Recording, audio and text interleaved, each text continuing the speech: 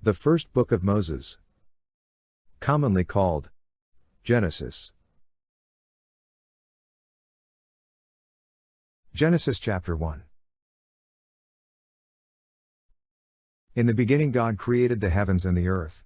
The earth was without form and void, and darkness was upon the face of the deep, and the Spirit of God was moving over the face of the waters. And God said, "Let there be light," and there was light.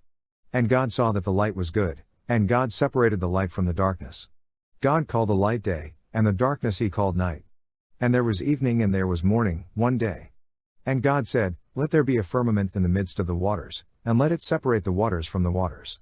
And God made the firmament and separated the waters which were under the firmament from the waters which were above the firmament. And it was so. And God called the firmament heaven. And there was evening and there was morning, a second day. And God said, "Let the waters under the heavens be gathered together into one place, and let the dry land appear." And it was so. God called the dry land earth, and the waters that were gathered together he called seas. And God saw that it was good. And God said, "Let the earth put forth vegetation, plants yielding seed, and fruit trees bearing fruit in which is their seed, each according to its kind, upon the earth." And it was so. The earth brought forth vegetation, plants yielding seed according to their own kinds, and trees bearing fruit in which is their seed, each according to its kind. And God saw that it was good. And there was evening and there was morning, a third day.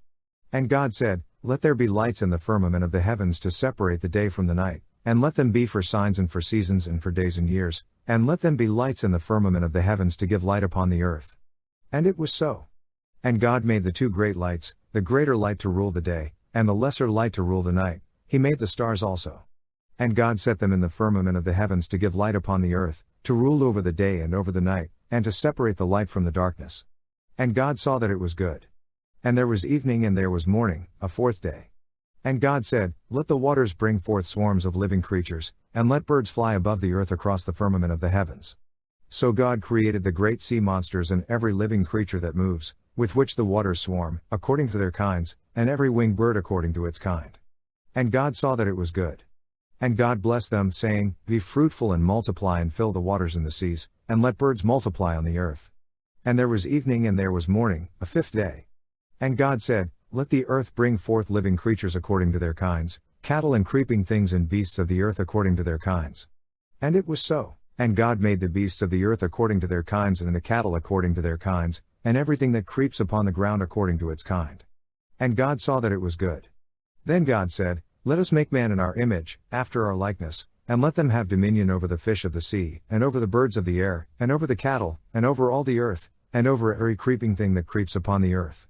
So God created man in his own image, in the image of God he created him, male and female he created them.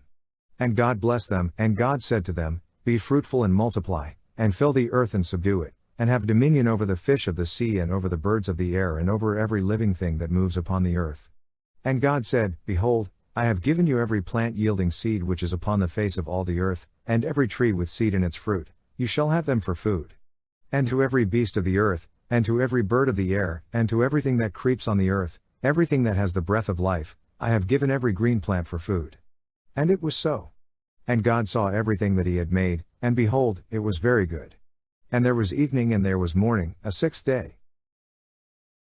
Genesis chapter 2. Thus the heavens and the earth were finished, and all the host of them. And on the seventh day God finished his work which he had done, and he rested on the seventh day from all his work which he had done. So God blessed the seventh day and hallowed it, because on it God rested from all his work which he had done in creation. These are the generations of the heavens and the earth when they were created. In the day that the Lord God made the earth and the heavens, when no plant of the field was yet in the earth and no herb of the field had yet sprung up, for the Lord God had not caused it to rain upon the earth, and there was no man to till the ground, but a mist went up from the earth and watered the whole face of the ground. Then the Lord God formed man of dust from the ground, and breathed into his nostrils the breath of life, and man became a living being. And the Lord God planted a garden in Eden, in the east, and there he put the man whom he had formed. And out of the ground the Lord God made to grow every tree that is pleasant to the sight and good for food, the tree of life also in the midst of the garden, and the tree of the knowledge of good and evil. A river flowed out of Eden to water the garden, and there it divided and became 4 rivers. The name of the first is Pishon. It is the one which flows around the whole land of Havilah, where there is gold, and the gold of that land is good. Bdellium and onyx stone are there. The name of the second river is Gihon, it is the one which flows around the whole land of Cush. And the name of the third river is Tigris, which flows east of Assyria. And the fourth river is the Euphrates. The Lord God took the man and put him in the Garden of Eden to till it and keep it. And the Lord God commanded the man, saying, You may freely eat of every tree of the garden, but of the tree of the knowledge of good and evil you shall not eat, for in the day that you eat of it you shall die. Then the Lord God said, It is not good that the man should be alone, I will make him a helper fit for him. So out of the ground the Lord God formed every beast of the field and every bird of the air, and brought them to the man to see what he would call them, and whatever the man called every living creature, that was its name. The man gave names to all cattle, and to the birds of the air, and to every beast of the field, but for the man there was not found a helper fit for him. So the Lord God caused a deep sleep to fall upon the man, and while he slept took one of his ribs and closed up its place with flesh, and the rib which the Lord God had taken from the man he made into a woman and brought her to the man. Then the man said, This at last is bone of my bones and flesh of my flesh, she shall be called woman, because she was taken out of man. Therefore a man leaves his father and his mother and cleaves to his wife, and they become one flesh. And the man and his wife were both naked, and were not ashamed. Genesis chapter 3. Now the serpent was more subtle than any other wild creature that the Lord God had made. He said to the woman, Did God say, You shall not eat of any tree of the garden? And the woman said to the serpent, We may eat of the fruit of the trees of the garden. But God said, You shall not eat of the fruit of the tree which is in the midst of the garden, neither shall you touch it, lest you die. But the serpent said to the woman, You will not die. For God knows that when you eat of it your eyes will be opened, and you will be like God, knowing good and evil. So when the woman saw that the tree was good for food, and that it was a delight to the eyes, and that the tree was to be desired to make one wise, she took of its fruit and ate, and she also gave some to her husband, and he ate. Then the eyes of both were opened, and they knew that they were naked, and they sewed fig leaves together and made themselves aprons. And they heard the sound of the Lord God walking in the garden in the cool of the day, and the man and his wife hid themselves from the presence of the Lord God among the trees of the garden. But the Lord God called to the man, and said to him, Where are you? And he said, I heard the sound of thee in the garden, and I was afraid, because I was naked, and I hid myself. He said, Who told you that you were naked? Have you eaten of the tree of which I commanded you not to eat? The man said, The woman whom thou gavest to be with me, she gave me fruit of the tree, and I ate. Then the Lord God said to the woman, What is this that you have done? The woman said, The serpent beguiled me, and I ate. The Lord God said to the serpent, Because you have done this, cursed are you above all cattle, and above all wild animals, upon your belly you shall go, and dust you shall eat all the days of your life. I will put enmity between you and the woman, and between your seed and her seed, he shall bruise your head, and you shall bruise his heel. To the woman he said, I will greatly multiply your pain in childbearing, in pain you shall bring forth children, yet your desire shall be for your husband, and he shall rule over you. And to Adam he said, Because you have listened to the voice of your wife, and have eaten of the tree of which I commanded you, you shall not eat of it, cursed is the ground because of you, in toil you shall eat of it all the days of your life, thorns and thistles it shall bring forth to you, and you shall eat the plants of the field. In the sweat of your face you shall eat bread till you return to the ground, for out of it you were taken, you are dust, and to dust you shall return. The man called his wife's name Eve, because she was the mother of all living. And the Lord God made for Adam and for his wife garments of skins, and clothed them. Then the Lord God said, Behold, the man has become like one of us, knowing good and evil, and now, lest he put forth his hand and take also of the tree of life, and eat, and live forever, therefore the Lord God sent him forth from the Garden of Eden, to till the ground from which he was taken. He drove out the man, and at the east of the Garden of Eden he placed the cherubim, and a flaming sword which turned every way, to guard the way to the tree of life. Genesis chapter 4. Now Adam knew Eve his wife, and she conceived and bore Cain, saying, I have gotten a man with the help of the Lord. And again, she bore his brother Abel.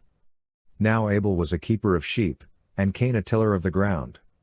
In the course of time Cain brought to the Lord an offering of the fruit of the ground, and Abel brought of the firstlings of his flock and of their fat portions. And the Lord had regard for Abel and his offering, but for Cain and his offering he had no regard. So Cain was very angry, and his countenance fell. The Lord said to Cain, Why are you angry, and why has your countenance fallen? If you do well, will you not be accepted? And if you do not do well, sin is couching at the door, its desire is for you, but you must master it. Cain said to Abel his brother, Let us go out to the field. And when they were in the field, Cain rose up against his brother Abel, and killed him. Then the Lord said to Cain, Where is Abel your brother? He said, I do not know, am I my brother's keeper? And the Lord said, What have you done? The voice of your brother's blood is crying to me from the ground. And now you are cursed from the ground, which has opened its mouth to receive your brother's blood from your hand. When you till the ground, it shall no longer yield to you its strength, you shall be a fugitive and a wanderer on the earth. Cain said to the Lord, My punishment is greater than I can bear. Behold, thou hast driven me this day away from the ground, and from thy face I shall be hidden, and I shall be a fugitive and a wanderer on the earth, and whoever finds me will slay me. Then the Lord said to him, Not so. If anyone slays Cain, vengeance shall be taken on him sevenfold. And the Lord put a mark on Cain, lest any who came upon him should kill him. Then Cain went away from the presence of the Lord, and dwelt in the land of Nod, east of Eden. Cain knew his wife, and she conceived and bore Enoch, and he built a city, and called the name of the city after the name of his son, Enoch. To Enoch was born Irad, and Irad was the father of Mehujael, and Mehujael the father of Methushael, and Methushael the father of Lamech. And Lamech took 2 wives, the name of the one was Adah, and the name of the other Zillah. Adah bore Jabal, he was the father of those who dwell in tents and have cattle. His brother's name was Jubal, he was the father of all those who play the lyre and pipe. Zillah bore Tuvalcain, he was the forger of all instruments of bronze and iron. The sister of Tuvalcain was Naamah. Lamech said to his wives, Adah and Zillah, Hear my voice, you wives of Lamech, hearken to what I say, I have slain a man for wounding me, a young man for striking me. If Cain is avenged sevenfold, truly Lamech 77-fold. And Adam knew his wife again, and she bore a son and called his name Seth, for she said, God has appointed for me another child instead of Abel, for Cain slew him. To Seth also a son was born, and he called his name Enosh. At that time men began to call upon the name of the Lord. Genesis chapter 5. This is the book of the generations of Adam. When God created man, he made him in the likeness of God. Male and female he created them, and he blessed them and named them man when they were created. When Adam had lived 130 years, he became the father of a son in his own likeness, after his image, and named him Seth. The days of Adam after he became the father of Seth were 800 years, and he had other sons and daughters. Thus all the days that Adam lived were 930 years, and he died. When Seth had lived 105 years, he became the father of Enosh. Seth lived after the birth of Enosh 807 years, and had other sons and daughters. Thus all the days of Seth were 912 years, and he died. When Enosh had lived 90 years, he became the father of Kenan. Enosh lived after the birth of Kenan 815 years, and had other sons and daughters. Thus all the days of Enosh were 905 years, and he died. When Kenan had lived 70 years, he became the father of Mahalalel. Kenan lived after the birth of Mahalalel 840 years, and had other sons and daughters.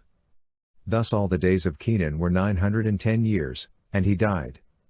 When Mahalalel had lived 65 years, he became the father of Jared. Mahalalel lived after the birth of Jared 830 years, and had other sons and daughters. Thus all the days of Mahalalel were 895 years, and he died. When Jared had lived 162 years he became the father of Enoch. Jared lived after the birth of Enoch 800 years, and had other sons and daughters. Thus all the days of Jared were 962 years, and he died. When Enoch had lived 65 years, he became the father of Methuselah. Enoch walked with God after the birth of Methuselah 300 years, and had other sons and daughters. Thus all the days of Enoch were 365 years. Enoch walked with God, and he was not, for God took him.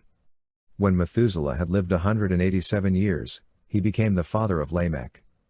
Methuselah lived after the birth of Lamech 782 years, and had other sons and daughters.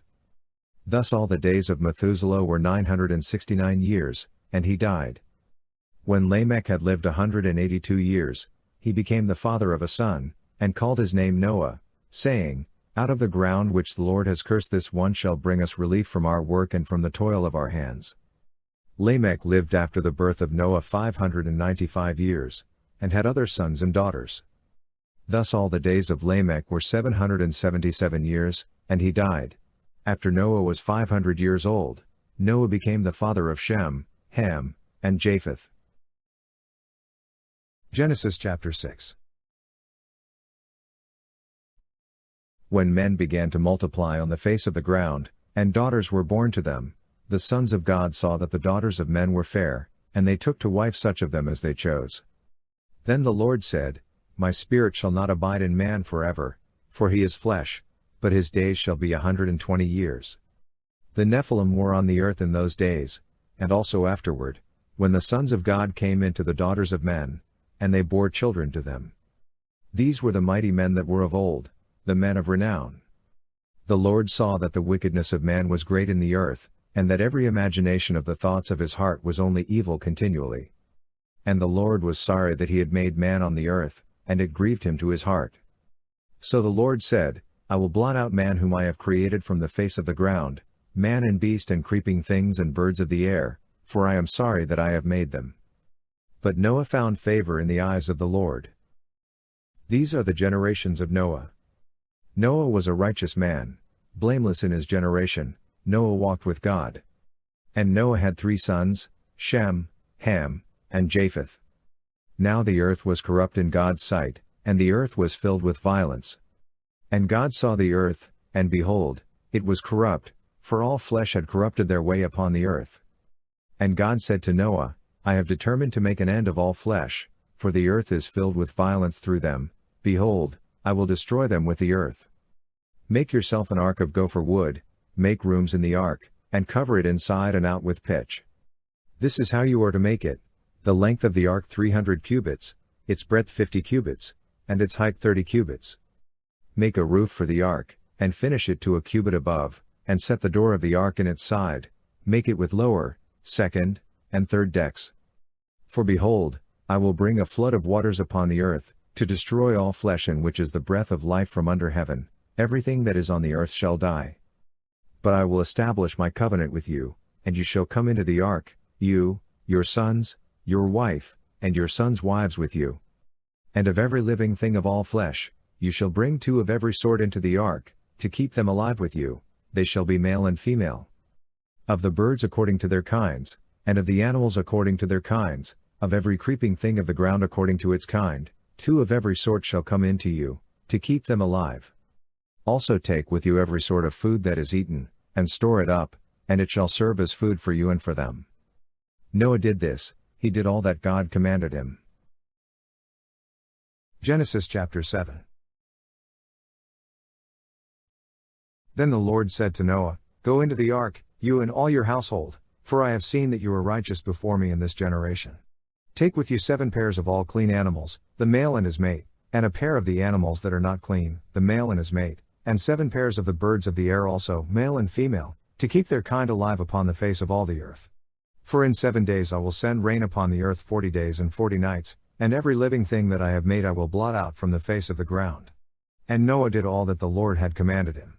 Noah was 600 years old when the flood of waters came upon the earth. And Noah and his sons and his wife and his sons' wives with him went into the ark, to escape the waters of the flood. Of clean animals, and of animals that are not clean, and of birds, and of everything that creeps on the ground, 2 and 2, male and female, went into the ark with Noah, as God had commanded Noah. And after 7 days the waters of the flood came upon the earth.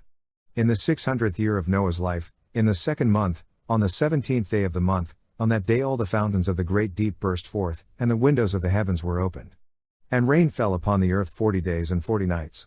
On the very same day Noah and his sons, Shem and Ham and Japheth, and Noah's wife and the 3 wives of his sons with them entered the ark, they and every beast according to its kind, and all the cattle according to their kinds, and every creeping thing that creeps on the earth according to its kind, and every bird according to its kind, every bird of every sort. They went into the ark with Noah, 2 and 2 of all flesh in which there was the breath of life. And they that entered, male and female of all flesh, went in as God had commanded him, and the Lord shut him in. The flood continued 40 days upon the earth, and the waters increased, and bore up the ark, and it rose high above the earth. The waters prevailed and increased greatly upon the earth, and the ark floated on the face of the waters.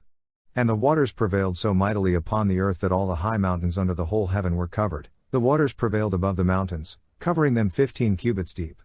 And all flesh died that moved upon the earth, birds, cattle, beasts, all swarming creatures that swarm upon the earth, and every man, everything on the dry land in whose nostrils was the breath of life died. He blotted out every living thing that was upon the face of the ground, man and animals and creeping things and birds of the air, they were blotted out from the earth. Only Noah was left, and those that were with him in the ark. And the waters prevailed upon the earth 150 days. Genesis chapter 8. But God remembered Noah and all the beasts and all the cattle that were with him in the ark.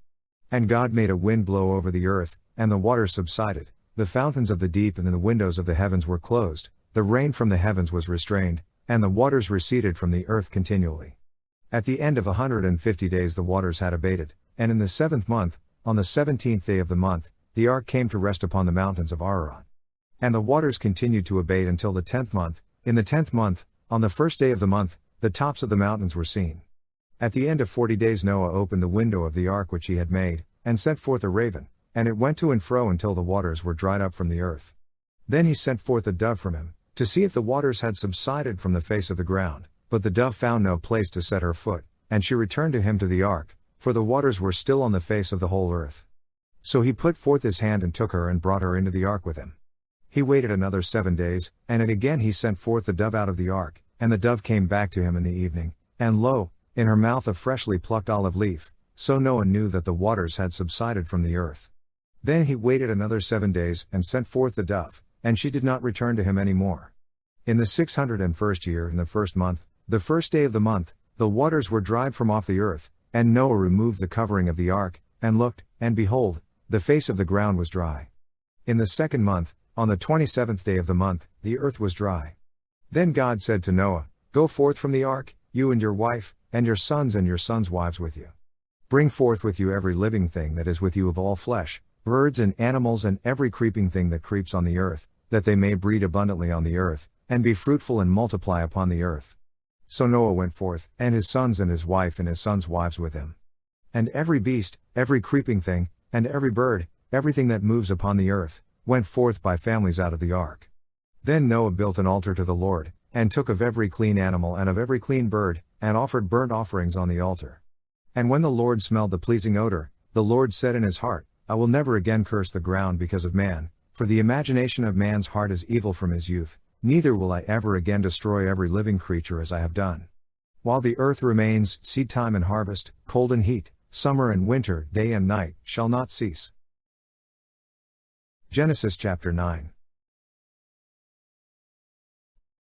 And God blessed Noah and his sons, and said to them, Be fruitful and multiply, and fill the earth. The fear of you and the dread of you shall be upon every beast of the earth, and upon every bird of the air, upon everything that creeps on the ground and all the fish of the sea, into your hand they are delivered.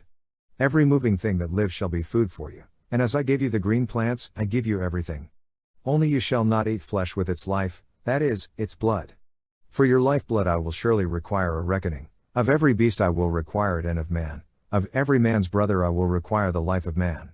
Whoever sheds the blood of man, by man shall his blood be shed, for God made man in his own image. And you, be fruitful and multiply, bring forth abundantly on the earth and multiply in it.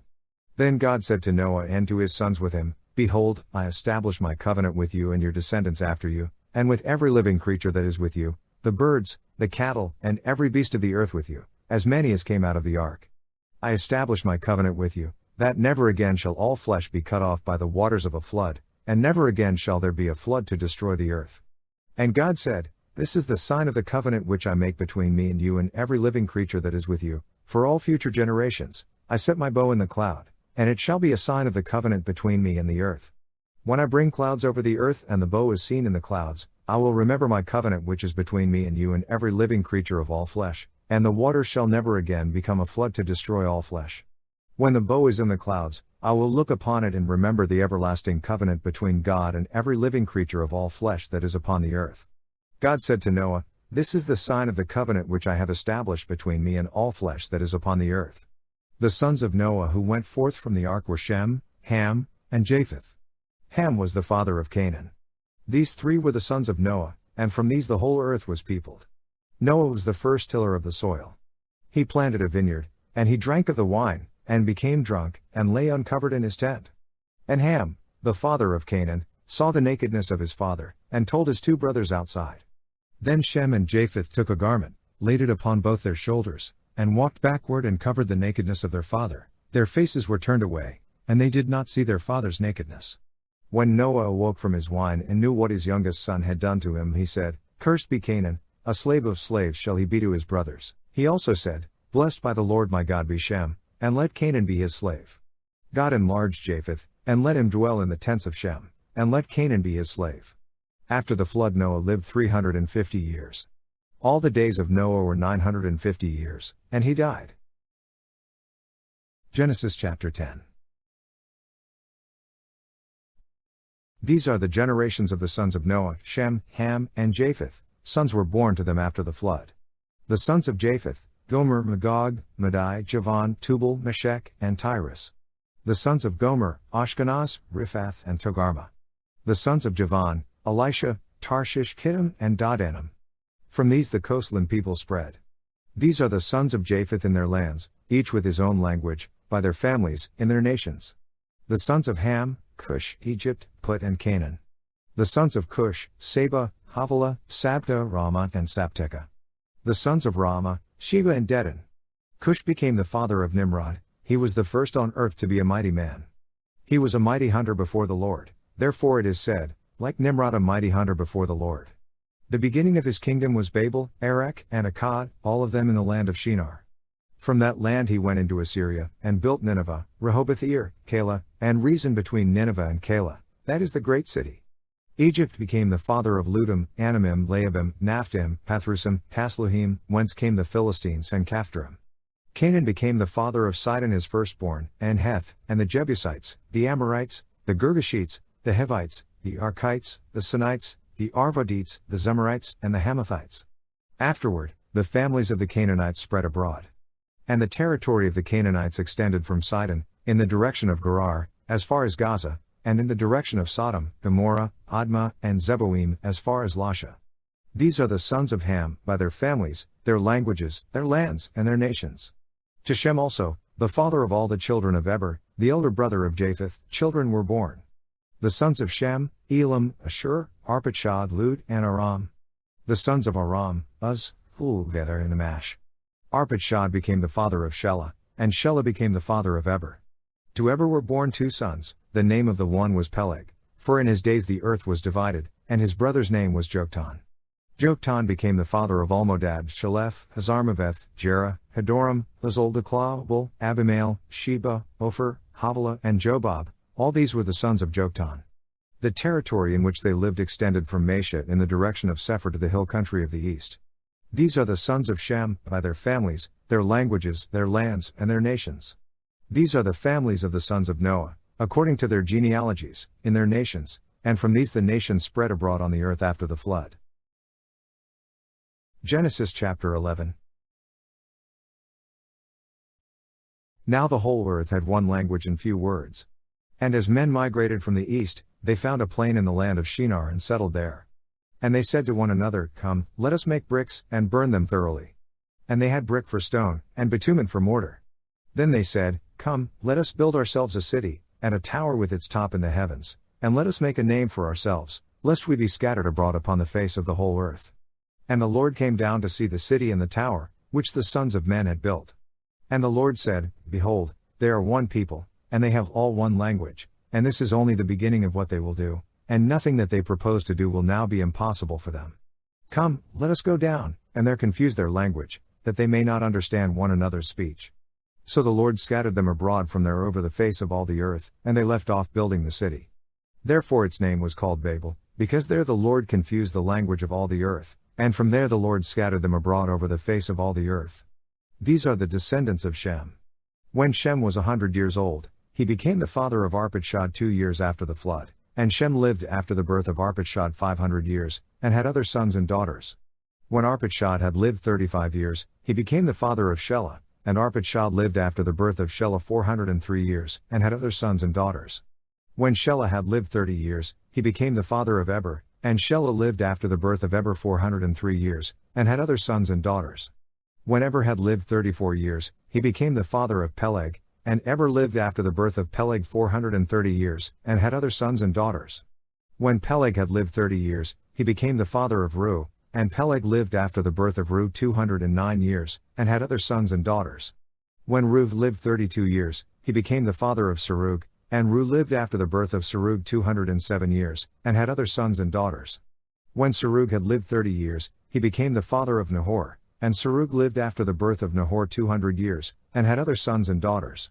When Nahor had lived 29 years, he became the father of Terah, and Nahor lived after the birth of Terah 119 years, and had other sons and daughters. When Terah had lived 70 years, he became the father of Abram, Nahor, and Haran. Now these are the descendants of Terah. Terah was the father of Abram, Nahor, and Haran was the father of Lot. Haran died before his father Terah in the land of his birth, in Ur of the Chaldeans. And Abram and Nahor took wives. The name of Abram's wife was Sarai, and the name of Nahor's wife, Milcah, the daughter of Haran the father of Milcah and Iscah. Now Sarai was barren, she had no child. Terah took Abram his son and Lot the son of Haran, his grandson, and Sarai his daughter-in-law, his son Abram's wife, and they went forth together from Ur of the Chaldeans to go into the land of Canaan. But when they came to Haran, they settled there. The days of Terah were 205 years, and Terah died in Haran. Genesis chapter 12. Now the Lord said to Abram, Go from your country and your kindred and your father's house to the land that I will show you. And I will make of you a great nation, and I will bless you, and make your name great, so that you will be a blessing. I will bless those who bless you, and him who curses you I will curse, and by you, all the families of the earth shall bless themselves. So Abram went, as the Lord had told him, and Lot went with him. Abram was 75 years old when he departed from Haran. And Abram took Sarai his wife, and Lot his brother's son, and all their possessions which they had gathered, and the persons that they had gotten in Haran, and they set forth to go to the land of Canaan. When they had come to the land of Canaan, Abram passed through the land to the place at Shechem, to the oak of Moreh. At that time the Canaanites were in the land. Then the Lord appeared to Abram, and said, To your descendants I will give this land. So he built there an altar to the Lord, who had appeared to him. Thence he removed to the mountain on the east of Bethel, and pitched his tent, with Bethel on the west and Ai on the east, and there he built an altar to the Lord and called on the name of the Lord. And Abram journeyed on, still going toward the Negeb. Now there was a famine in the land. So Abram went down to Egypt to sojourn there, for the famine was severe in the land. When he was about to enter Egypt, he said to Sarai his wife, I know that you are a woman beautiful to behold, and when the Egyptians see you, they will say, This is his wife, then they will kill me, but they will let you live. Say you are my sister, that it may go well with me because of you, and that my life may be spared on your account. When Abram entered Egypt, the Egyptians saw that the woman was very beautiful. And when the princes of Pharaoh saw her, they praised her to Pharaoh. And the woman was taken into Pharaoh's house. And for her sake he dealt well with Abram, and he had sheep, oxen, he-asses, menservants, maidservants, she-asses, and camels. But the Lord afflicted Pharaoh and his house with great plagues because of Sarai, Abram's wife. So Pharaoh called Abram, and said, What is this you have done to me? Why did you not tell me that she was your wife? Why did you say, She is my sister, so that I took her for my wife? Now then, here is your wife, take her, and be gone. And Pharaoh gave men orders concerning him, and they set him on the way, with his wife and all that he had. Genesis chapter 13. So Abram went up from Egypt, he and his wife, and all that he had, and Lot with him, into the Negeb. Now Abram was very rich in cattle, in silver, and in gold. And he journeyed on from the Negeb as far as Bethel, to the place where his tent had been at the beginning, between Bethel and Ai, to the place where he had made an altar at the first, and there Abram called on the name of the Lord. And Lot, who went with Abram, also had flocks and herds and tents, so that the land could not support both of them dwelling together, for their possessions were so great that they could not dwell together, and there was strife between the herdsmen of Abram's cattle and the herdsmen of Lot's cattle. At that time the Canaanites and the Perizzites dwelt in the land. Then Abram said to Lot, Let there be no strife between you and me, and between your herdsmen and my herdsmen, for we are kinsmen. Is not the whole land before you? Separate yourself from me. If you take the left hand, then I will go to the right, or if you take the right hand, then I will go to the left. And Lot lifted up his eyes, and saw that the Jordan valley was well watered everywhere like the garden of the Lord, like the land of Egypt, in the direction of Zoar. This was before the Lord destroyed Sodom and Gomorrah. So Lot chose for himself all the Jordan valley, and Lot journeyed east, thus they separated from each other. Abram dwelt in the land of Canaan, while Lot dwelt among the cities of the valley and moved his tent as far as Sodom. Now the men of Sodom were wicked, great sinners against the Lord. The Lord said to Abram, after Lot had separated from him, Lift up your eyes, and look from the place where you are, northward and southward and eastward and westward, for all the land which you see I will give to you and to your descendants forever. I will make your descendants as the dust of the earth, so that if one can count the dust of the earth, your descendants also can be counted. Arise, walk through the length and the breadth of the land, for I will give it to you. So Abram moved his tent, and came and dwelt by the oaks of Mamre, which are at Hebron, and there he built an altar to the Lord. Genesis chapter 14. In the days of Amraphel king of Shinar, Arioch king of Elasar, Kedorlaomer king of Elam, and Tidal king of Goyim, these kings made war with Bera king of Sodom, Bersha king of Gomorrah, Shinab king of Admah, Shemeber king of Zeboim, and the king of Bela, that is, Zoar. And all these joined forces in the valley of Siddim, that is, the Salt Sea. 12 years they had served Kedorlaomer, but in the 13th year they rebelled. In the 14th year Kedorlaomer and the kings who were with him came and subdued the Rephaim in Ashtaroth Karnaim, the Zuzim in Ham, the Emim in Shaveh Kiriathaim, and the Horites in their Mount Seir as far as El Paran on the border of the wilderness. Then they turned back and came to En-Mishpat, that is, Kadesh, and subdued all the country of the Amalekites, and also the Amorites who dwelt in Hazazon Tamar. Then the king of Sodom, the king of Gomorrah, the king of Admah, the king of Zeboim, and the king of Bela, that is, Zoar, went out, and they joined battle in the valley of Siddim with Kedorlaomer king of Elam, Tidal king of Goyim, Amraphel king of Shinar, and Arioch king of Elasar, 4 kings against 5. Now the valley of Siddim was full of bitumen pits, and as the kings of Sodom and Gomorrah fled, some fell into them, and the rest fled to the mountain. So the enemy took all the goods of Sodom and Gomorrah, and all their provisions, and went their way. They also took Lot, the son of Abram's brother, who dwelt in Sodom, and his goods, and departed. Then one who had escaped came, and told Abram the Hebrew, who was living by the oaks of Mamre the Amorite, brother of Eshcol and of Aner, these were allies of Abram. When Abram heard that his kinsmen had been taken captive, he led forth his trained men, born in his house, 318 of them, and went in pursuit as far as Dan.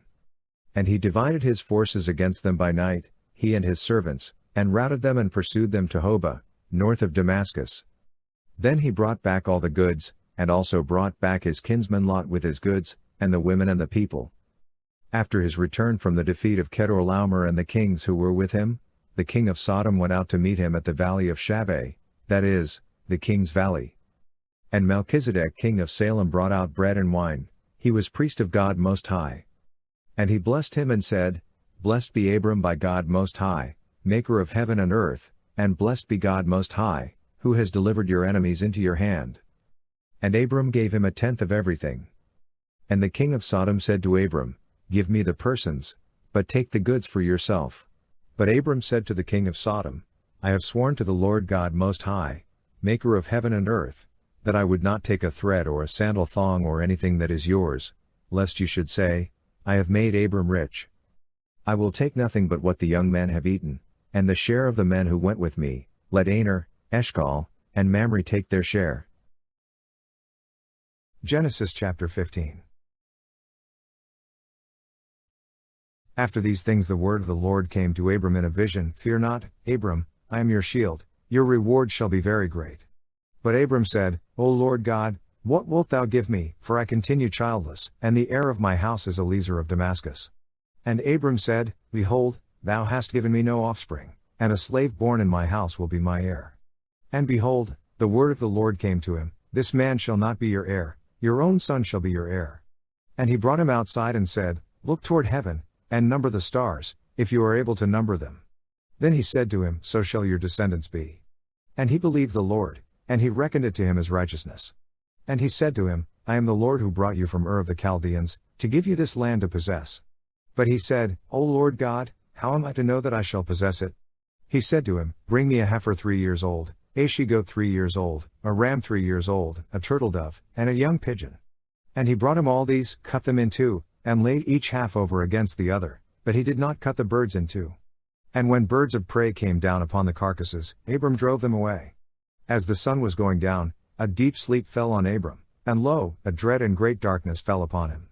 Then the Lord said to Abram, Know of a surety that your descendants will be sojourners in a land that is not theirs, and will be slaves there, and they will be oppressed for 400 years, but I will bring judgment on the nation which they serve, and afterward they shall come out with great possessions. As for yourself, you shall go to your fathers in peace, you shall be buried in a good old age. And they shall come back here in the 4th generation, for the iniquity of the Amorites is not yet complete. When the sun had gone down and it was dark, behold, a smoking firepot and a flaming torch passed between these pieces. On that day the Lord made a covenant with Abram, saying, To your descendants I give this land, from the river of Egypt to the great river, the river Euphrates, the land of the Kenites, the Kensites, the Cadmonites, the Hittites, the Perizzites, the Rephaim, the Amorites, the Canaanites, the Girgashites and the Jebusites. Genesis chapter 16.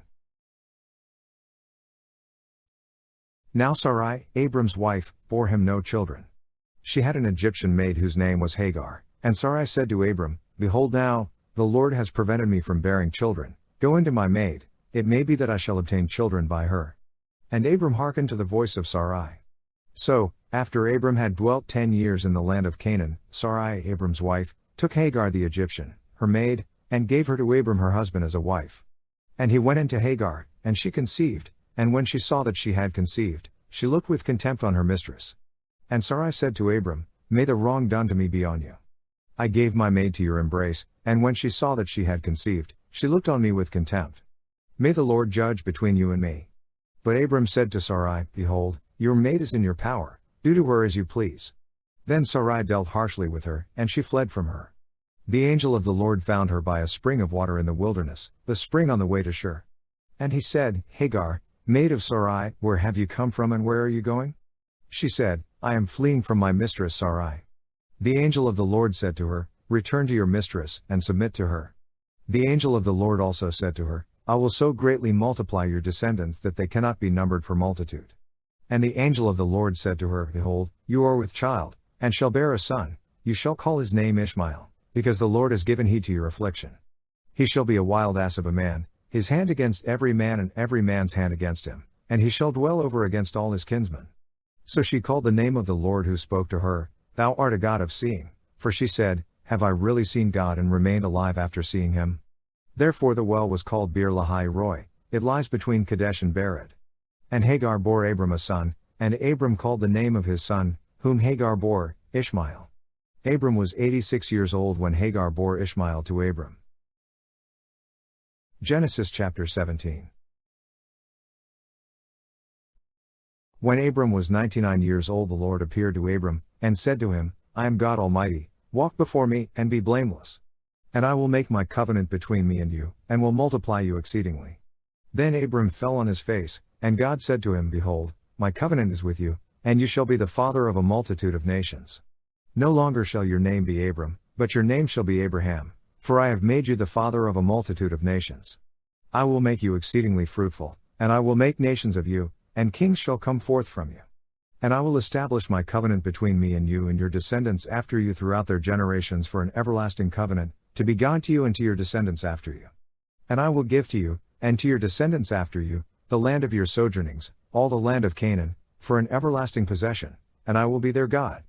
And God said to Abraham, As for you, You shall keep my covenant to you and your descendants after you throughout their generations.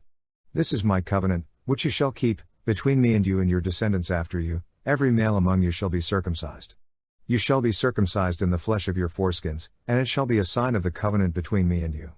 He that is 8 days old among you shall be circumcised, every male throughout your generations, whether born in your house, or bought with your money from any foreigner who is not of your offspring, both he that is born in your house and he that is bought with your money, shall be circumcised. So shall my covenant be in your flesh, an everlasting covenant. Any uncircumcised male who is not circumcised in the flesh of his foreskin shall be cut off from his people. He has broken my covenant. And God said to Abraham, As for Sarai your wife, you shall not call her name Sarai, but Sarah shall be her name.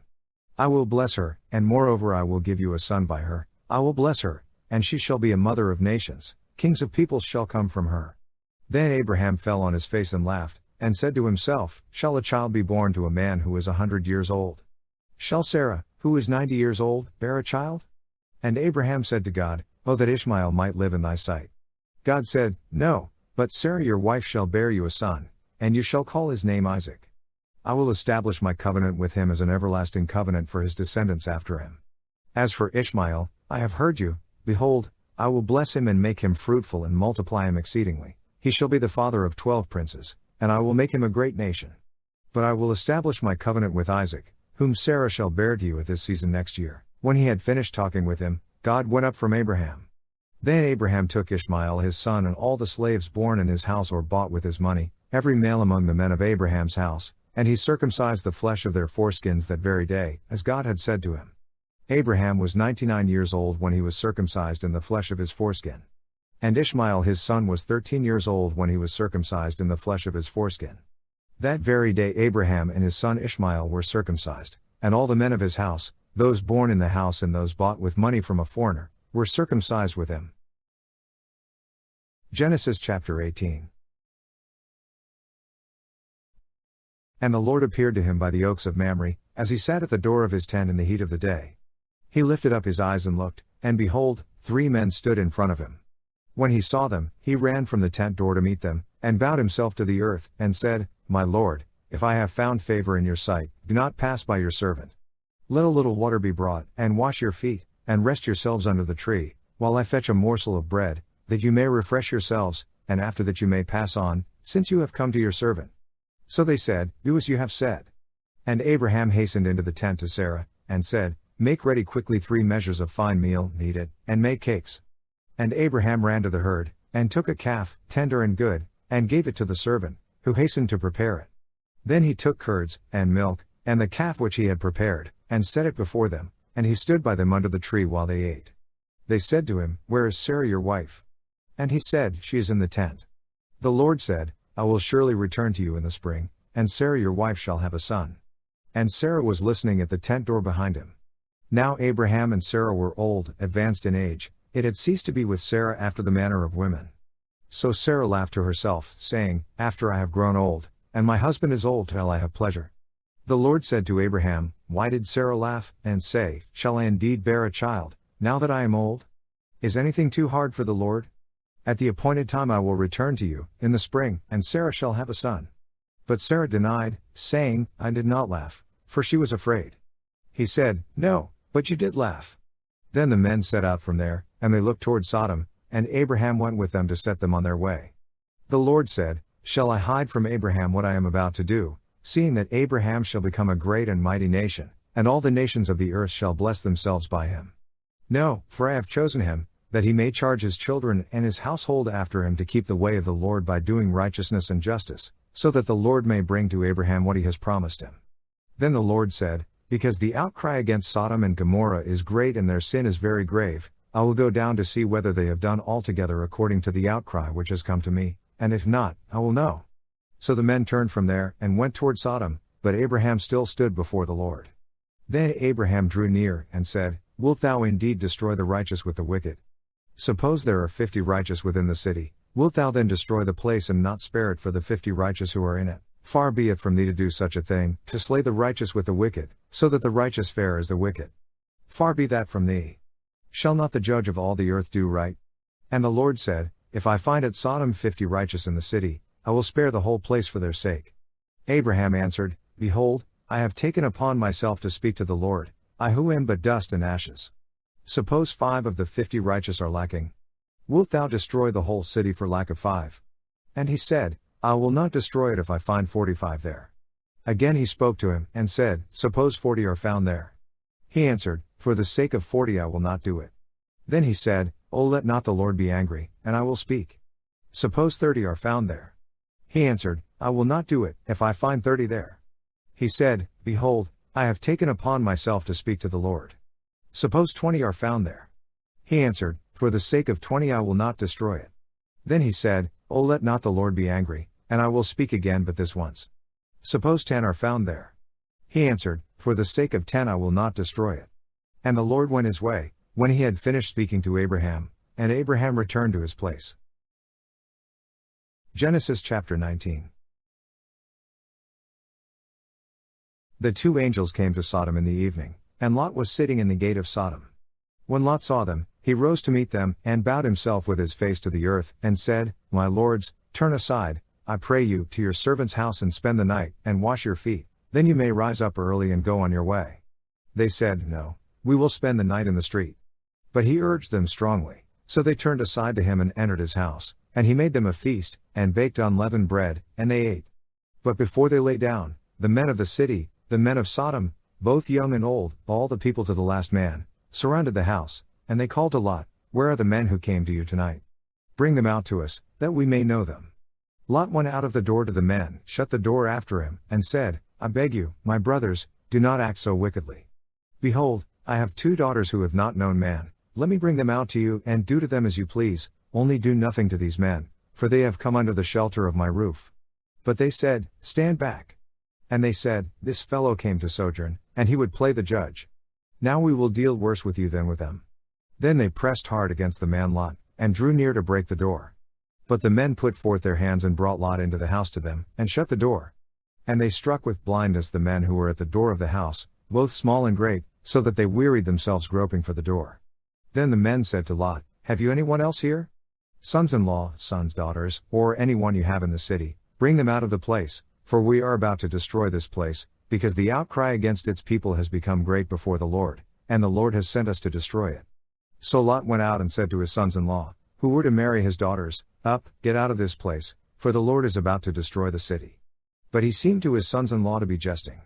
When morning dawned, the angels urged Lot, saying, Arise, take your wife and your 2 daughters who are here, lest you be consumed in the punishment of the city.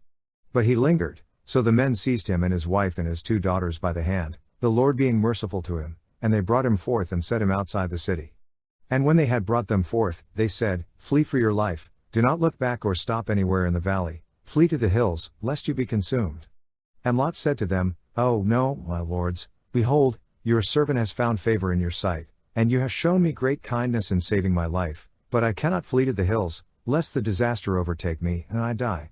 Behold, yonder city is near enough to flee to, and it is a little one, let me escape there, is it not a little one?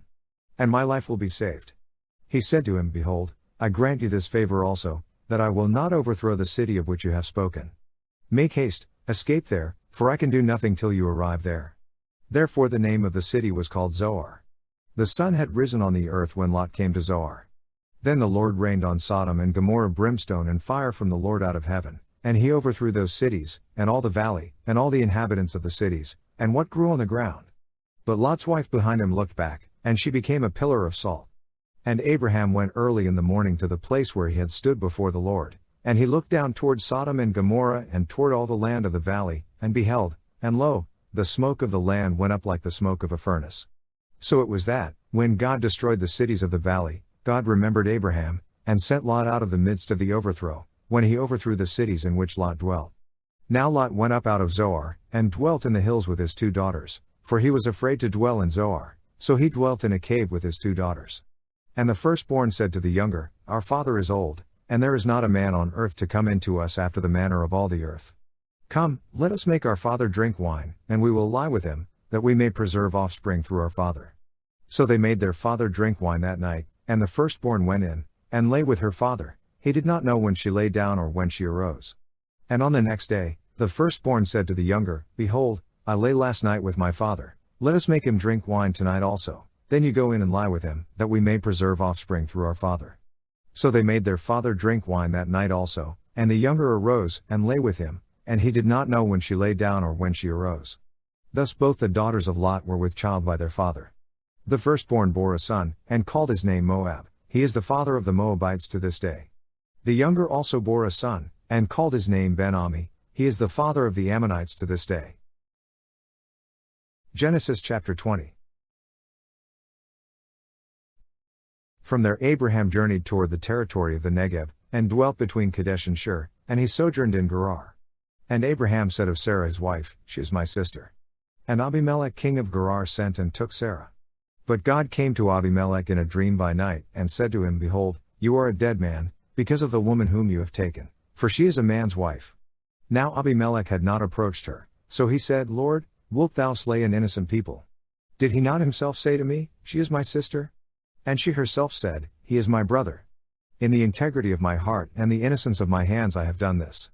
Then God said to him in the dream, Yes, I know that you have done this in the integrity of your heart, and it was I who kept you from sinning against me, therefore I did not let you touch her. Now then restore the man's wife, for he is a prophet, and he will pray for you, and you shall live. But if you do not restore her, know that you shall surely die, you, and all that are yours. So Abimelech rose early in the morning, and called all his servants, and told them all these things, and the men were very much afraid. Then Abimelech called Abraham, and said to him, What have you done to us? And how have I sinned against you, that you have brought on me and my kingdom a great sin? You have done to me things that ought not to be done. And Abimelech said to Abraham, What were you thinking of, that you did this thing? Abraham said, I did it because I thought, There is no fear of God at all in this place, and they will kill me because of my wife. Besides, she is indeed my sister, the daughter of my father but not the daughter of my mother, and she became my wife. And when God caused me to wander from my father's house, I said to her, This is the kindness you must do me, at every place to which we come, say of me, He is my brother. Then Abimelech took sheep and oxen, and male and female slaves, and gave them to Abraham, and restored Sarah his wife to him. And Abimelech said, Behold, my land is before you, dwell where it pleases you. To Sarah he said, Behold, I have given your brother 1,000 pieces of silver, it is your vindication in the eyes of all who are with you, and before everyone you are righted. Then Abraham prayed to God, and God healed Abimelech, and also healed his wife and female slaves so that they bore children. For the Lord had closed all the wombs of the house of Abimelech because of Sarah, Abraham's wife. Genesis chapter 21. The Lord visited Sarah as he had said, and the Lord did to Sarah as he had promised. And Sarah conceived, and bore Abraham a son in his old age at the time of which God had spoken to him. Abraham called the name of his son who was born to him, whom Sarah bore him, Isaac. And Abraham circumcised his son Isaac when he was 8 days old, as God had commanded him. Abraham was 100 years old when his son Isaac was born to him. And Sarah said, God has made laughter for me, everyone who hears will laugh over me. And she said, Who would have said to Abraham that Sarah would suckle children? Yet I have borne him a son in his old age. And the child grew, and was weaned, and Abraham made a great feast on the day that Isaac was weaned. But Sarah saw the son of Hagar the Egyptian, whom she had borne to Abraham, playing with her son Isaac. So she said to Abraham, Cast out this slave woman with her son, for the son of this slave woman shall not be heir with my son Isaac. And the thing was very displeasing to Abraham on account of his son. But God said to Abraham, Be not displeased because of the lad and because of your slave woman, whatever Sarah says to you, do as she tells you, for through Isaac shall your descendants be named. And I will make a nation of the son of the slave woman also, because he is your offspring. So Abraham rose early in the morning, and took bread and a skin of water, and gave it to Hagar, putting it on her shoulder, along with the child, and sent her away. And she departed, and wandered in the wilderness of Beersheba. When the water in the skin was gone, she cast the child under one of the bushes. Then she went, and sat down over against him a good way off, about the distance of a bowshot, for she said, Let me not look upon the death of the child. And as she sat over against him, the child lifted up his voice and wept. And God heard the voice of the lad, and the angel of God called to Hagar from heaven, and said to her, What troubles you, Hagar? Fear not, for God has heard the voice of the lad where he is. Arise, lift up the lad, and hold him fast with your hand, for I will make him a great nation. Then God opened her eyes, and she saw a well of water, and she went, and filled the skin with water, and gave the lad a drink. And God was with the lad, and he grew up, he lived in the wilderness, and became an expert with the bow. He lived in the wilderness of Paran, And his mother took a wife for him from the land of Egypt. At that time Abimelech and Phicol the commander of his army said to Abraham, God is with you in all that you do. Now therefore swear to me here by God that you will not deal falsely with me, or with my offspring, or with my posterity, but as I have dealt loyally with you, you will deal with me and with the land where you have sojourned. And Abraham said, I will swear. When Abraham complained to Abimelech about a well of water which Abimelech's servants had seized, Abimelech said, I do not know who has done this thing. You did not tell me, and I have not heard of it until today. So Abraham took sheep and oxen and gave them to Abimelech, and the two men made a covenant. Abraham set 70 lambs of the flock apart. And Abimelech said to Abraham, What is the meaning of these 70 lambs which you have set apart? He said, These 70 lambs you will take from my hand, that you may be a witness for me that I dug this well. Therefore that place was called Beersheba, because there both of them swore an oath. So they made a covenant at Beersheba. Then Abimelech and Phicol the commander of his army rose up and returned to the land of the Philistines. Abraham planted a tamarisk tree in Beersheba, and called there on the name of the Lord, the everlasting God. And Abraham sojourned many days in the land of the Philistines. Genesis chapter 22. After these things God tested Abraham, and said to him, Abraham. And he said, Here am I. He said, Take your son, your only son Isaac, whom you love, and go to the land of Moriah, and offer him there as a burnt offering upon one of the mountains of which I shall tell you. So Abraham rose early in the morning, saddled his ass, and took 2 of his young men with him, and his son Isaac, and he cut the wood for the burnt offering, and arose and went to the place of which God had told him. On the 3rd day Abraham lifted up his eyes and saw the place afar off. Then Abraham said to his young men, Stay here with the ass, I and the lad will go yonder and worship, and come again to you. And Abraham took the wood of the burnt offering, and laid it on Isaac his son, and he took in his hand the fire and the knife. So they went both of them together. And Isaac said to his father Abraham, My father. And he said, Here am I, my son. He said, Behold, the fire and the wood, but where is the lamb for a burnt offering? Abraham said, God will provide himself the lamb for a burnt offering, my son. So they went both of them together. When they came to the place of which God had told him, Abraham built an altar there, and laid the wood in order, and bound Isaac his son, and laid him on the altar, upon the wood. Then Abraham put forth his hand, and took the knife to slay his son. But the angel of the Lord called to him from heaven, and said, Abraham, Abraham. And he said, Here am I. He said, Do not lay your hand on the lad or do anything to him, for now I know that you fear God, seeing you have not withheld your son, your only son, from me. And Abraham lifted up his eyes and looked, and behold, behind him was a ram, caught in a thicket by his horns, and Abraham went and took the ram, and offered it up as a burnt offering instead of his son. So Abraham called the name of that place The Lord Will Provide, as it is said to this day, On the mount of the Lord it shall be provided. And the angel of the Lord called to Abraham a second time from heaven, and said, By myself I have sworn, says the Lord, because you have done this, and have not withheld your son, your only son, I will indeed bless you, and I will multiply your descendants as the stars of heaven and as the sand which is on the seashore. And your descendants shall possess the gate of their enemies, and by your descendants shall all the nations of the earth bless themselves, because you have obeyed my voice. So Abraham returned to his young men, and they arose and went together to Beersheba, and Abraham dwelt at Beersheba. Now after these things it was told Abraham, Behold, Milcah also has borne children to your brother Nahor, as the firstborn, Buz his brother, Kemuel the father of Aram, Chest, Hazo, Pildash, Jedloth, and Bethuel. Bethuel became the father of Rebekah. These 8 Milcah bore to Nahor, Abraham's brother. Moreover, his concubine, whose name was Reumah, bore Tebah, Gaam, Tahash and Maacah. Genesis chapter 23. Sarah lived 127 years, these were the years of the life of Sarah. And Sarah died at Kiriath Arba, that is Hebron, in the land of Canaan, and Abraham went in to mourn for Sarah and to weep for her. And Abraham rose up from before his dead, and said to the Hittites, I am a stranger and a sojourner among you, give me property among you for a burying place, that I may bury my dead out of my sight. The Hittites answered Abraham, Hear us, my lord, you are a mighty prince among us. Bury your dead in the choicest of our sepulchres, none of us will withhold from you a sepulchre, or hinder you from burying your dead. Abraham rose and bowed to the Hittites, the people of the land. And he said to them, If you are willing that I should bury my dead out of my sight, hear me, and entreat for me Ephron the son of Zohar, that he may give me the cave of Machpelah, which he owns, it is at the end of his field. For the full price let him give it to me in your presence as a possession for a burying place.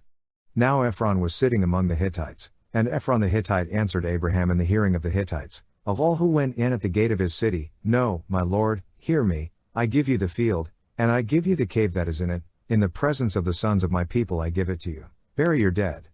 Then Abraham bowed down before the people of the land. And he said to Ephron in the hearing of the people of the land, But if you will, hear me, I will give the price of the field, accept it from me, that I may bury my dead there. Ephron answered Abraham, My lord, listen to me, a piece of land worth 400 shekels of silver, what is that between you and me? Bury your dead. Abraham agreed with Ephron, and Abraham weighed out for Ephron the silver which he had named in the hearing of the Hittites, 400 shekels of silver, according to the weights current among the merchants. So the field of Ephron in Machpelah, which was to the east of Mamre, the field with the cave which was in it and all the trees that were in the field, throughout its whole area, was made over to Abraham as a possession in the presence of the Hittites, before all who went in at the gate of his city. After this, Abraham buried Sarah his wife in the cave of the field of Machpelah east of Mamre, that is Hebron, in the land of Canaan. The field and the cave that is in it were made over to Abraham as a possession for a burying place by the Hittites. Genesis chapter 24.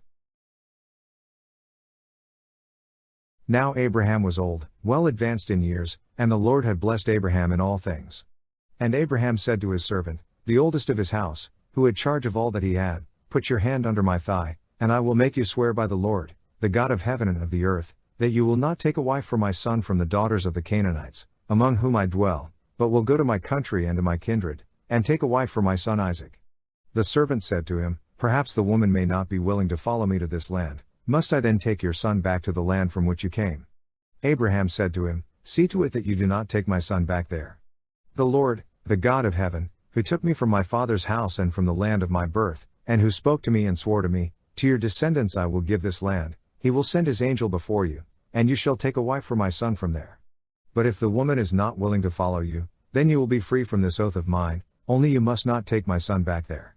So the servant put his hand under the thigh of Abraham his master, and swore to him concerning this matter. Then the servant took 10 of his master's camels and departed, taking all sorts of choice gifts from his master, and he arose, and went to Mesopotamia, to the city of Nahor. And he made the camels kneel down outside the city by the well of water at the time of evening, the time when women go out to draw water. And he said, O Lord, God of my master Abraham, grant me success today, I pray thee, and show steadfast love to my master Abraham. Behold, I am standing by the spring of water, and the daughters of the men of the city are coming out to draw water. Let the maiden to whom I shall say, Pray let down your jar that I may drink, and who shall say, Drink, and I will water your camels, let her be the one whom thou hast appointed for thy servant Isaac. By this I shall know that thou hast shown steadfast love to my master. Before he had done speaking, behold, Rebekah, who was born to Bethuel the son of Milcah, the wife of Nahor, Abraham's brother, came out with her water jar upon her shoulder. The maiden was very fair to look upon, a virgin, whom no man had known. She went down to the spring, and filled her jar, and came up. Then the servant ran to meet her, and said, Pray give me a little water to drink from your jar.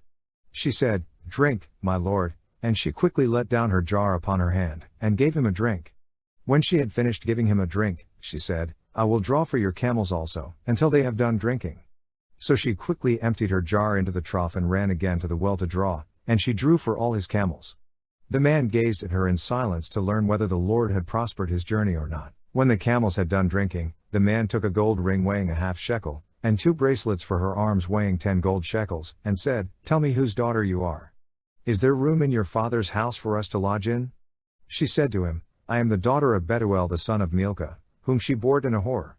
She added, We have both straw and provender enough, and room to lodge in.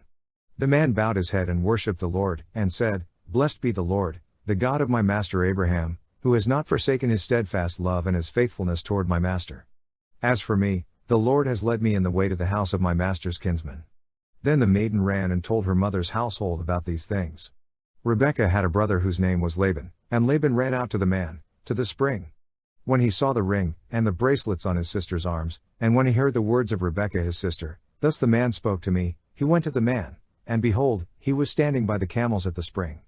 He said, Come in, O blessed of the Lord, why do you stand outside? For I have prepared the house and a place for the camels. So the man came into the house, and Laban ungirded the camels, and gave him straw and provender for the camels, and water to wash his feet and the feet of the men who were with him. Then food was set before him to eat, but he said, I will not eat until I have told my errand. He said, Speak on. So he said, I am Abraham's servant.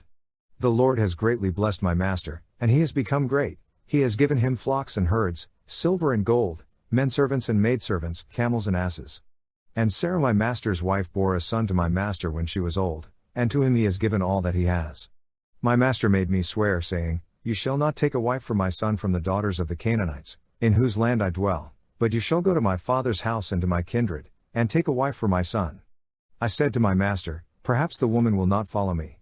But he said to me, The Lord, before whom I walk, will send his angel with you and prosper your way, and you shall take a wife for my son from my kindred and from my father's house, then you will be free from my oath, when you come to my kindred, and if they will not give her to you, you will be free from my oath. I came today to the spring, and said, O Lord, the God of my master Abraham, if now thou wilt prosper the way which I go, behold, I am standing by the spring of water. Let the young woman who comes out to draw, to whom I shall say, Pray give me a little water from your jar to drink, and who will say to me, Drink, and I will draw for your camels also, let her be the woman whom the Lord has appointed for my master's son. Before I had done speaking in my heart, behold, Rebekah came out with her water jar on her shoulder, and she went down to the spring, and drew. I said to her, Pray let me drink. She quickly let down her jar from her shoulder, and said, Drink, and I will give your camels drink also. So I drank, and she gave the camels drink also. Then I asked her, Whose daughter are you? She said, The daughter of Bethuel, Nahor's son, whom Milcah bore to him. So I put the ring on her nose, and the bracelets on her arms. Then I bowed my head and worshipped the Lord, and blessed the Lord, the God of my master Abraham, who had led me by the right way to take the daughter of my master's kinsman for his son. Now then, if you will deal loyally and truly with my master, tell me, and if not, tell me, that I may turn to the right hand or to the left. Then Laban and Bethuel answered, The thing comes from the Lord, we cannot speak to you bad or good. Behold, Rebekah is before you, take her and go, and let her be the wife of your master's son, as the Lord has spoken. When Abraham's servant heard their words, he bowed himself to the earth before the Lord. And the servant brought forth jewelry of silver and of gold, and raiment, and gave them to Rebekah. He also gave to her brother and to her mother costly ornaments. And he and the men who were with him ate and drank, and they spent the night there. When they arose in the morning, he said, Send me back to my master. Her brother and her mother said, Let the maiden remain with us a while, at least 10 days, after that she may go. But he said to them, Do not delay me, since the Lord has prospered my way, let me go that I may go to my master. They said, We will call the maiden, and ask her. And they called Rebekah, and said to her, Will you go with this man? She said, I will go. So they sent away Rebekah their sister and her nurse, and Abraham's servant and his men. And they blessed Rebekah, and said to her, Our sister, be the mother of thousands of 10,000s, and may your descendants possess the gate of those who hate them. Then Rebekah and her maids arose, and rode upon the camels and followed the man. Thus the servant took Rebekah, and went his way. Now Isaac had come from Beer Lahai Roi, and was dwelling in the Negeb. And Isaac went out to meditate in the field in the evening, and he lifted up his eyes and looked, and behold, there were camels coming. And Rebekah lifted up her eyes, and when she saw Isaac, she alighted from the camel, and said to the servant, Who is the man yonder, walking in the field to meet us? The servant said, It is my master. So she took her veil and covered herself. And the servant told Isaac all the things that he had done. Then Isaac brought her into the tent, and took Rebekah, and she became his wife, and he loved her. So Isaac was comforted after his mother's death. Genesis chapter 25. Abraham took another wife, whose name was Keturah. She bore him Zimran, Jokshan, Madon, Midian, Ishbak and Shua. Jokshan was the father of Sheba and Dedan. The sons of Dedan were Ashurim, Letishim, and Laamim. The sons of Midian were Ephah, Epher, Hanok, Abida, and Eldaah. All these were the children of Keturah. Abraham gave all he had to Isaac. But to the sons of his concubines Abraham gave gifts, and while he was still living he sent them away from his son Isaac, eastward to the east country. These are the days of the years of Abraham's life, 175 years. Abraham breathed his last and died in a good old age, an old man and full of years, and was gathered to his people. Isaac and Ishmael his sons buried him in the cave of Machpelah, in the field of Ephron the son of Zohar the Hittite, east of Mamre, the field which Abraham purchased from the Hittites. There Abraham was buried, with Sarah his wife. After the death of Abraham God blessed Isaac his son. And Isaac dwelt at Beer Lahai Roi. These are the descendants of Ishmael, Abraham's son, whom Hagar the Egyptian, Sarah's maid, bore to Abraham. These are the names of the sons of Ishmael, named in the order of their birth: Neviot, the firstborn of Ishmael, and Kedar, Adbeel, Mibsam, Mishma, Duma, Massa, Hadad, Tema, Jador, Nephish, and Kedema. These are the sons of Ishmael, and these are their names, by their villages and by their encampments, 12 princes according to their tribes. These are the years of the life of Ishmael, 137 years. He breathed his last and died, and was gathered to his kindred. They dwelt from Havilah to Shur, which is opposite Egypt in the direction of Assyria. He settled over against all his people. These are the descendants of Isaac, Abraham's son. Abraham was the father of Isaac, and Isaac was 40 years old when he took to wife Rebekah, the daughter of Bethuel the Aramean of Paddan Aram, the sister of Laban the Aramean. And Isaac prayed to the Lord for his wife, because she was barren, and the Lord granted his prayer, and Rebekah his wife conceived. The children struggled together within her, and she said, "If it is thus, why do I live?" So she went to inquire of the Lord. And the Lord said to her, 2 nations are in your womb, and 2 peoples, born of you, shall be divided, the one shall be stronger than the other, the elder shall serve the younger. When her days to be delivered were fulfilled, behold, there were twins in her womb. The first came forth red, all his body like a hairy mantle, so they called his name Esau. Afterward his brother came forth, and his hand had taken hold of Esau's heel, so his name was called Jacob. Isaac was 60 years old when she bore them. When the boys grew up, Esau was a skillful hunter, a man of the field, while Jacob was a quiet man, dwelling in tents. Isaac loved Esau, because he ate of his game, but Rebekah loved Jacob. Once when Jacob was boiling pottage, Esau came in from the field, and he was famished. And Esau said to Jacob, "Let me eat some of that red pottage, for I am famished." Therefore his name was called Edom. Jacob said, "First sell me your birthright." Esau said, "I am about to die, of what use is a birthright to me?" Jacob said, "Swear to me first." So he swore to him, and sold his birthright to Jacob.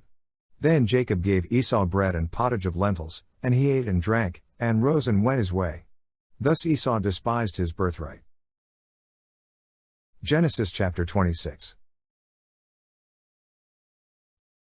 Now there was a famine in the land, besides the former famine that was in the days of Abraham.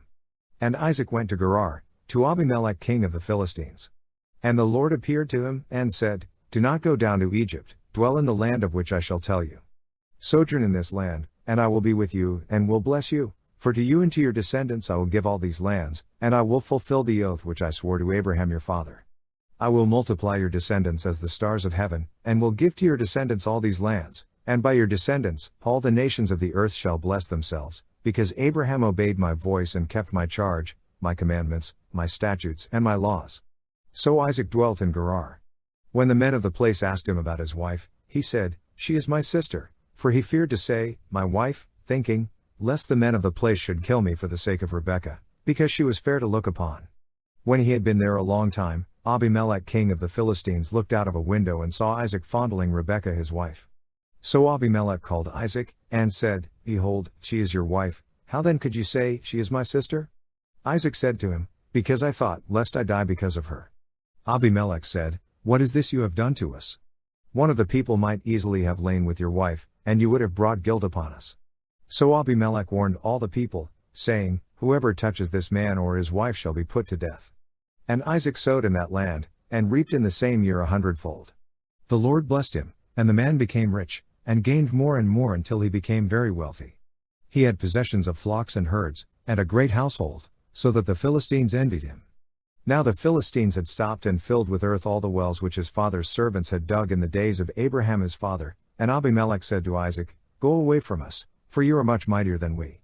So Isaac departed from there, and encamped in the valley of Gerar and dwelt there. And Isaac dug again the wells of water which had been dug in the days of Abraham his father, for the Philistines had stopped them after the death of Abraham, and he gave them the names which his father had given them.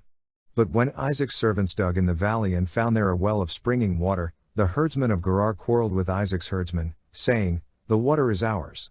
So he called the name of the well Esek, because they contended with him. Then they dug another well, and they quarreled over that also, so he called its name Sitnah. And he moved from there and dug another well, and over that they did not quarrel, so he called its name Rehoboth, saying, "For now the Lord has made room for us, and we shall be fruitful in the land." From there he went up to Beersheba.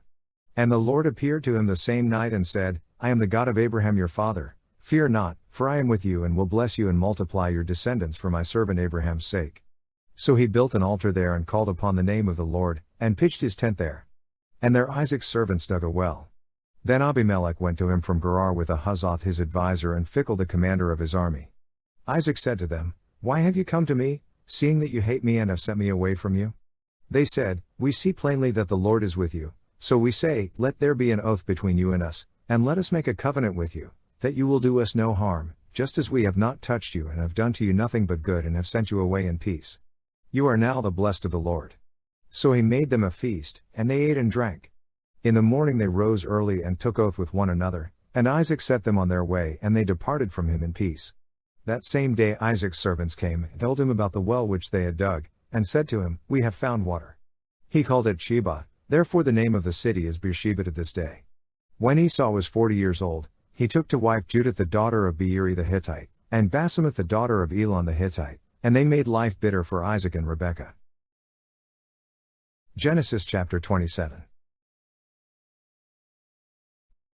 When Isaac was old and his eyes were dim so that he could not see, he called Esau his older son, and said to him, "My son." And he answered, "Here I am."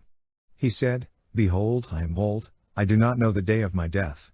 Now then, take your weapons, your quiver and your bow, and go out to the field, and hunt game for me, and prepare for me savory food, such as I love, and bring it to me that I may eat, that I may bless you before I die." Now Rebekah was listening when Isaac spoke to his son Esau. So when Esau went to the field to hunt for game and bring it, Rebekah said to her son Jacob, "I heard your father speak to your brother Esau, bring me game, and prepare for me savory food, that I may eat it, and bless you before the Lord before I die. Now therefore, my son, obey my word as I command you. Go to the flock, and fetch me 2 good kids, that I may prepare from them savory food for your father, such as he loves, and you shall bring it to your father to eat, so that he may bless you before he dies." But Jacob said to Rebekah his mother, "Behold, my brother Esau is a hairy man, and I am a smooth man. Perhaps my father will feel me, and I shall seem to be mocking him, and bring a curse upon myself and not a blessing." His mother said to him, "Upon me be your curse, my son, only obey my word, and go, fetch them to me." So he went and took them and brought them to his mother, and his mother prepared savory food, such as his father loved. Then Rebekah took the best garments of Esau her older son, which were with her in the house, and put them on Jacob her younger son, and the skins of the kids she put upon his hands and upon the smooth part of his neck, and she gave the savory food and the bread, which she had prepared, into the hand of her son Jacob. So he went in to his father and said, "My father," and he said, "Here I am, who are you, my son?"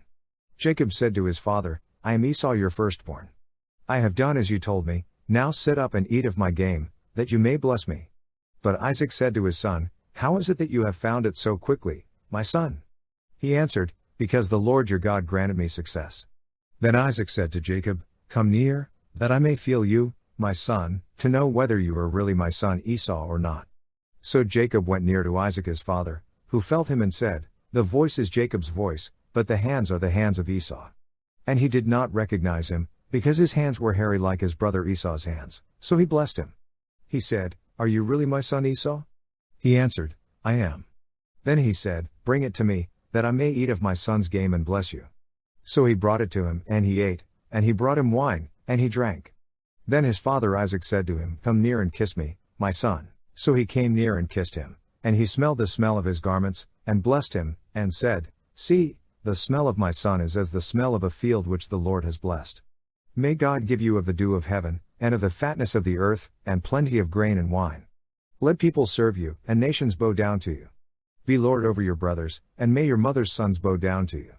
Cursed be every one who curses you, and blessed be every one who blesses you." As soon as Isaac had finished blessing Jacob, when Jacob had scarcely gone out from the presence of Isaac his father, Esau his brother came in from his hunting. He also prepared savory food, and brought it to his father. And he said to his father, "Let my father arise, and eat of his son's game, that you may bless me." His father Isaac said to him, "Who are you?" He answered, "I am your son, your firstborn, Esau." Then Isaac trembled violently, and said, "Who was it then that hunted game and brought it to me, and I ate it all before you came, and I have blessed him? Yes, and he shall be blessed." When Esau heard the words of his father, he cried out with an exceedingly great and bitter cry, and said to his father, "Bless me, even me also, O my father." But he said, "Your brother came with guile, and he has taken away your blessing." Esau said, "Is he not rightly named Jacob? For he has supplanted me these 2 times. He took away my birthright, and behold, now he has taken away my blessing.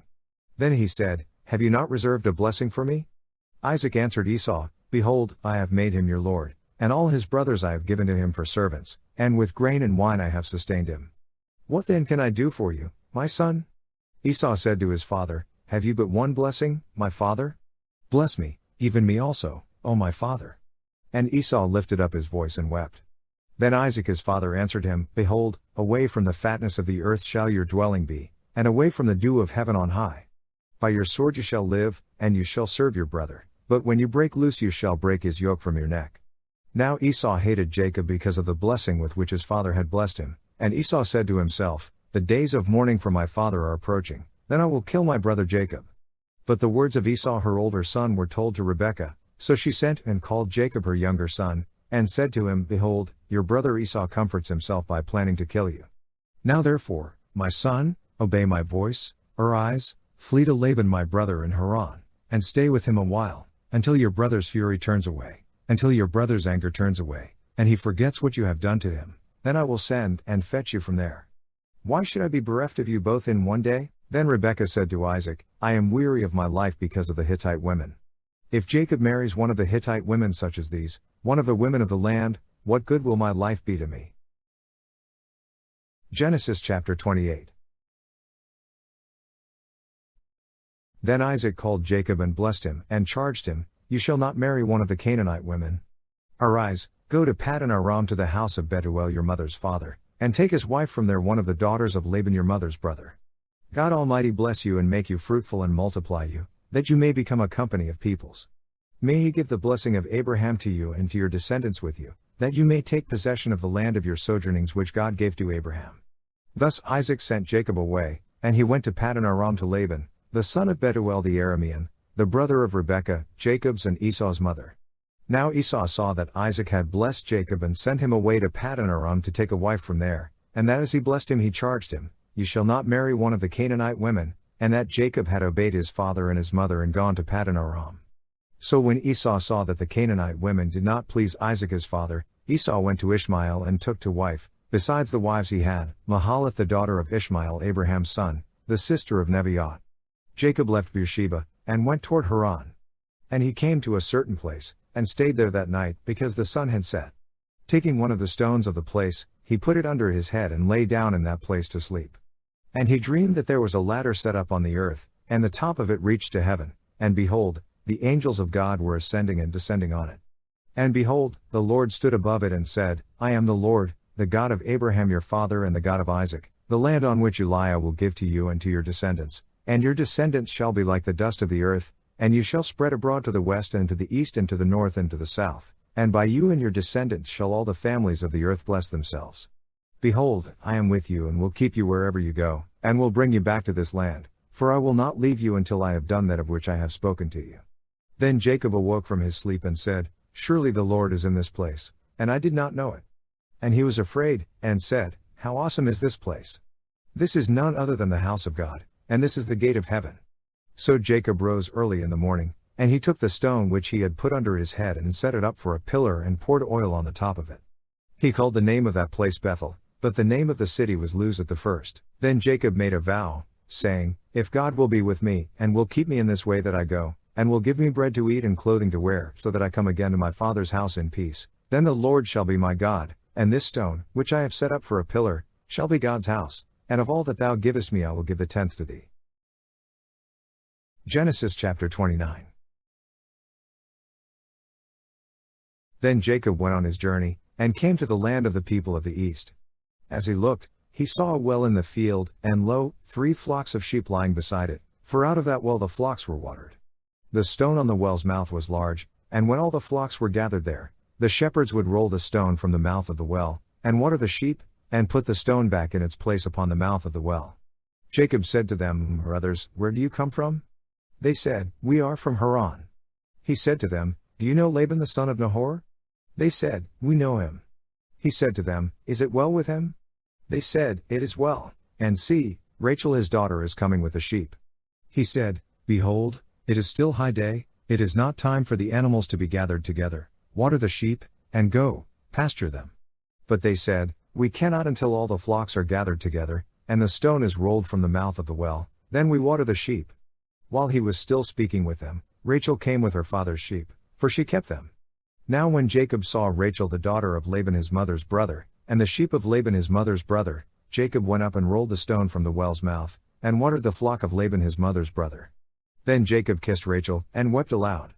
And Jacob told Rachel that he was her father's kinsman, and that he was Rebekah's son, and she ran and told her father. When Laban heard the tidings of Jacob his sister's son, he ran to meet him, and embraced him and kissed him, and brought him to his house. Jacob told Laban all these things, and Laban said to him, Surely you are my bone and my flesh. And he stayed with him a month. Then Laban said to Jacob, Because you are my kinsman, should you therefore serve me for nothing? Tell me, what shall your wages be? Now Laban had 2 daughters, the name of the older was Leah, and the name of the younger was Rachel. Leah's eyes were weak, but Rachel was beautiful and lovely. Jacob loved Rachel, and he said, I will serve you 7 years for your younger daughter Rachel. Laban said, It is better that I give her to you than that I should give her to any other man. Stay with me. So Jacob served 7 years for Rachel, and they seemed to him but a few days because of the love he had for her. Then Jacob said to Laban, Give me my wife that I may go into her, for my time is completed. So Laban gathered together all the men of the place, and made a feast. But in the evening he took his daughter Leah and brought her to Jacob, and he went into her. Laban gave his maid Zilpah to his daughter Leah to be her maid, and in the morning, behold, it was Leah, and Jacob said to Laban, What is this you have done to me? Did I not serve with you for Rachel? Why then have you deceived me? Laban said, It is not so done in our country, to give the younger before the firstborn. Complete the week of this one, and we will give you the other also in return for serving me another 7 years. Jacob did so, and completed her week. Then Laban gave him his daughter Rachel to wife. Laban gave his maid Bilhah to his daughter Rachel to be her maid, so Jacob went in to Rachel also, and he loved Rachel more than Leah, and served Laban for another 7 years. When the Lord saw that Leah was hated, he opened her womb, but Rachel was barren. And Leah conceived and bore a son, and she called his name Reuben, for she said, Because the Lord has looked upon my affliction, surely now my husband will love me. She conceived again and bore a son, and said, Because the Lord has heard that I am hated, he has given me this son also, and she called his name Simeon. Again she conceived and bore a son, and said, Now this time my husband will be joined to me, because I have borne him 3 sons, therefore his name was called Levi. And she conceived again and bore a son, and said, This time I will praise the Lord, therefore she called his name Judah, then she ceased bearing. Genesis chapter 30. When Rachel saw that she bore Jacob no children, she envied her sister, and she said to Jacob, Give me children, or I shall die. Jacob's anger was kindled against Rachel, and he said, Am I in the place of God, who has withheld from you the fruit of the womb? Then she said, Here is my maid Bilhah, go into her, that she may bear upon my knees, and even I may have children through her. So she gave him her maid Bilhah as a wife, and Jacob went into her. And Bilhah conceived and bore Jacob a son. Then Rachel said, God has judged me, and has also heard my voice and given me a son, therefore she called his name Dan. Rachel's maid Bilhah conceived again and bore Jacob a second son. Then Rachel said, With mighty wrestlings I have wrestled with my sister, and have prevailed, so she called his name Naphtali. When Leah saw that she had ceased bearing children, she took her maid Zilpah and gave her to Jacob as a wife. Then Leah's maid Zilpah bore Jacob a son. And Leah said, Good fortune. So she called his name Gad. Leah's maid Zilpah bore Jacob a second son. And Leah said, Happy am I. For the women will call me happy, so she called his name Asher. In the days of wheat harvest Reuben went and found mandrakes in the field, and brought them to his mother Leah. Then Rachel said to Leah, Give me, I pray, some of your son's mandrakes. But she said to her, Is it a small matter that you have taken away my husband? Would you take away my son's mandrakes also? Rachel said, Then he may lie with you tonight for your son's mandrakes. When Jacob came from the field in the evening, Leah went out to meet him, and said, You must come in to me, for I have hired you with my son's mandrakes. So he lay with her that night. And God hearkened to Leah, and she conceived and bore Jacob a 5th son.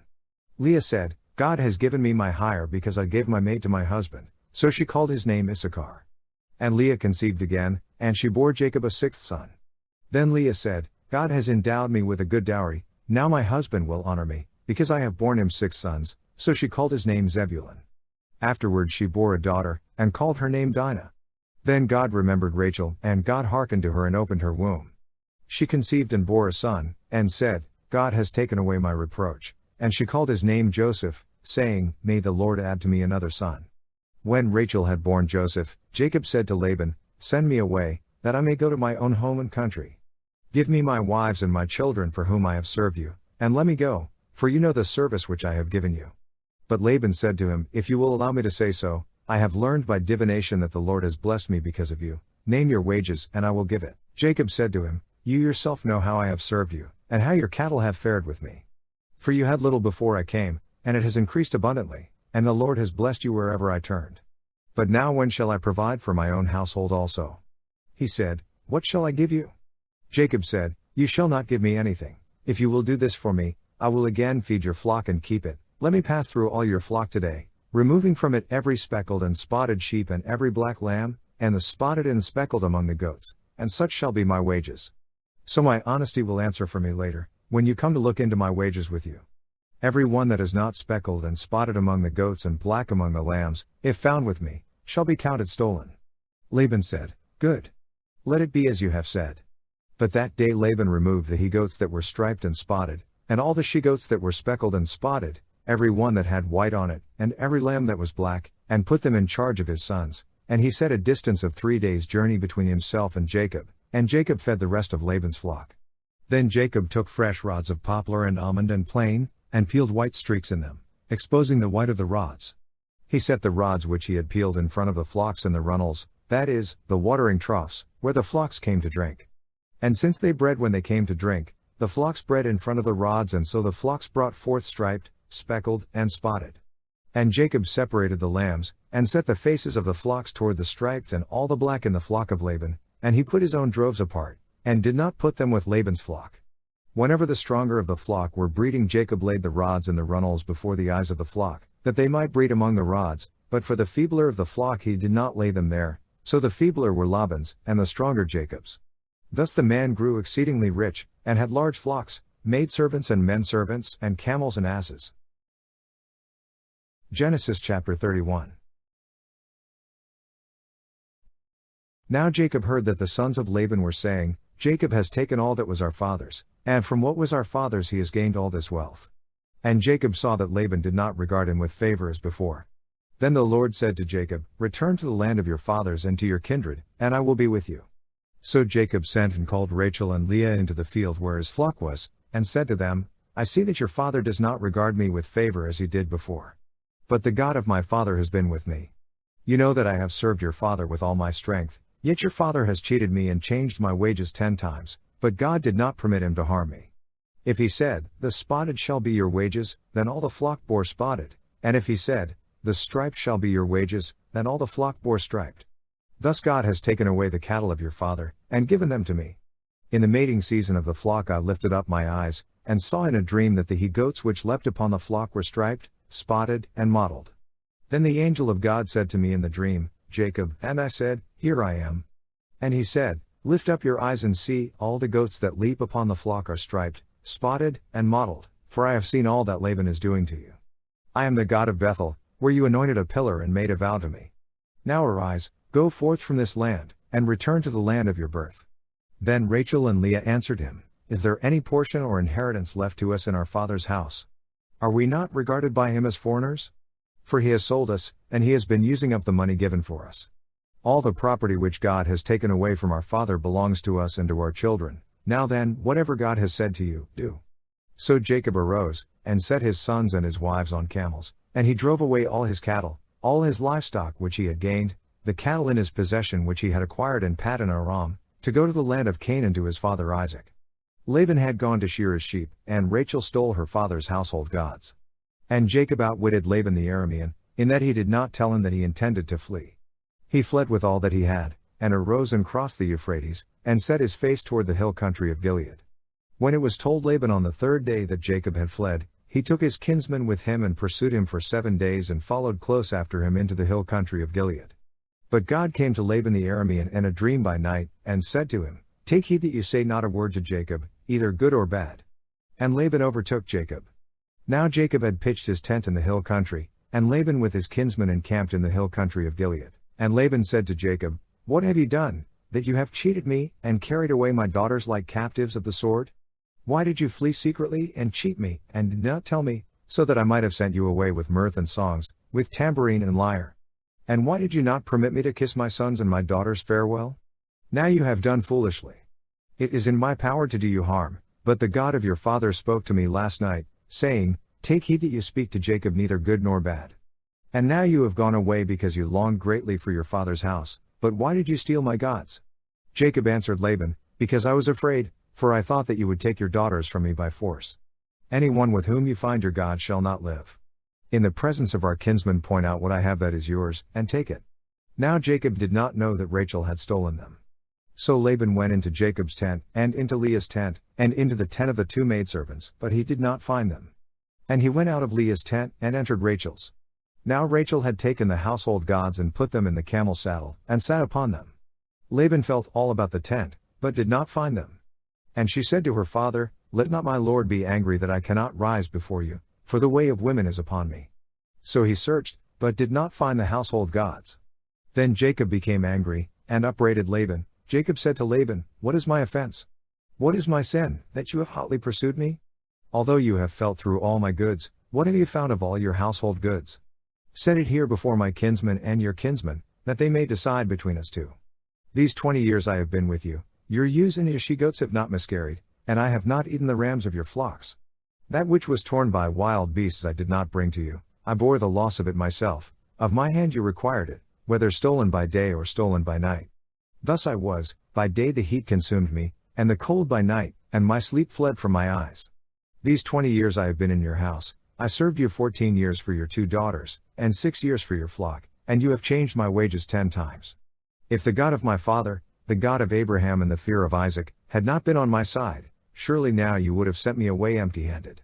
God saw my affliction and the labor of my hands, and rebuked you last night. Then Laban answered and said to Jacob, The daughters are my daughters, the children are my children, the flocks are my flocks, and all that you see is mine. But what can I do this day to these my daughters, or to their children whom they have borne? Come now, let us make a covenant, you and I, and let it be a witness between you and me. So Jacob took a stone, and set it up as a pillar. And Jacob said to his kinsmen, Gather stones, and they took stones, and made a heap, and they ate there by the heap. Laban called it Jegar-sahadutha, but Jacob called it Gilead. Laban said, This heap is a witness between you and me today. Therefore he named it Gilead, and the pillar Mizpah, for he said, The Lord watch between you and me, when we are absent one from the other. If you ill-treat my daughters, or if you take wives besides my daughters, although no man is with us, remember, God is witness between you and me. Then Laban said to Jacob, See this heap and the pillar, which I have set between you and me. This heap is a witness, and the pillar is a witness, that I will not pass over this heap to you, and you will not pass over this heap and this pillar to me, for harm. The God of Abraham and the God of Nahor, the God of their father, judge between us. So Jacob swore by the fear of his father Isaac, and Jacob offered a sacrifice on the mountain and called his kinsmen to eat bread, and they ate bread and tarried all night on the mountain. Early in the morning Laban arose, and kissed his grandchildren and his daughters and blessed them, then he departed and returned home. Genesis chapter 32. Jacob went on his way and the angels of God met him, and when Jacob saw them he said, This is God's army. So he called the name of that place Mahanaim. And Jacob sent messengers before him to Esau his brother in the land of Seir, the country of Edom, instructing them, Thus you shall say to my lord Esau, Thus says your servant Jacob, I have sojourned with Laban, and stayed until now, and I have oxen, asses, flocks, men servants, and maidservants, and I have sent to tell my lord, in order that I may find favor in your sight. And the messengers returned to Jacob, saying, We came to your brother Esau, and he is coming to meet you, and 400 men with him. Then Jacob was greatly afraid and distressed, and he divided the people that were with him, and the flocks and herds and camels, into 2 companies, thinking, If Esau comes to the one company and destroys it, then the company which is left will escape. And Jacob said, O God of my father Abraham and God of my father Isaac, O Lord, who didst say to me, Return to your country and to your kindred, and I will do you good, I am not worthy of the least of all the steadfast love and all the faithfulness which thou hast shown to thy servant, for with only my staff I crossed this Jordan, and now I have become 2 companies. Deliver me, I pray thee, from the hand of my brother, from the hand of Esau, for I fear him, lest he come and slay us all, the mothers with the children. But thou didst say, I will do you good, and make your descendants as the sand of the sea, which cannot be numbered for multitude. So he lodged there that night, and took from what he had with him a present for his brother Esau, 200 she-goats and 20 he-goats, 200 ewes and 20 rams, 30 milch camels and their colts, 40 cows and 10 bulls, 20 she-asses and 10 he-asses. These he delivered into the hand of his servants, every drove by itself, and said to his servants, Pass on before me, and put a space between drove and drove. He instructed the foremost, When Esau my brother meets you, and asks you, To whom do you belong? Where are you going? And whose are these before you? Then ye shall say, They belong to your servant Jacob, they are a present sent to my lord Esau, and moreover he is behind us. He likewise instructed the second and the third and all who followed the droves, You shall say the same thing to Esau when you meet him, and you shall say, Moreover your servant Jacob is behind us.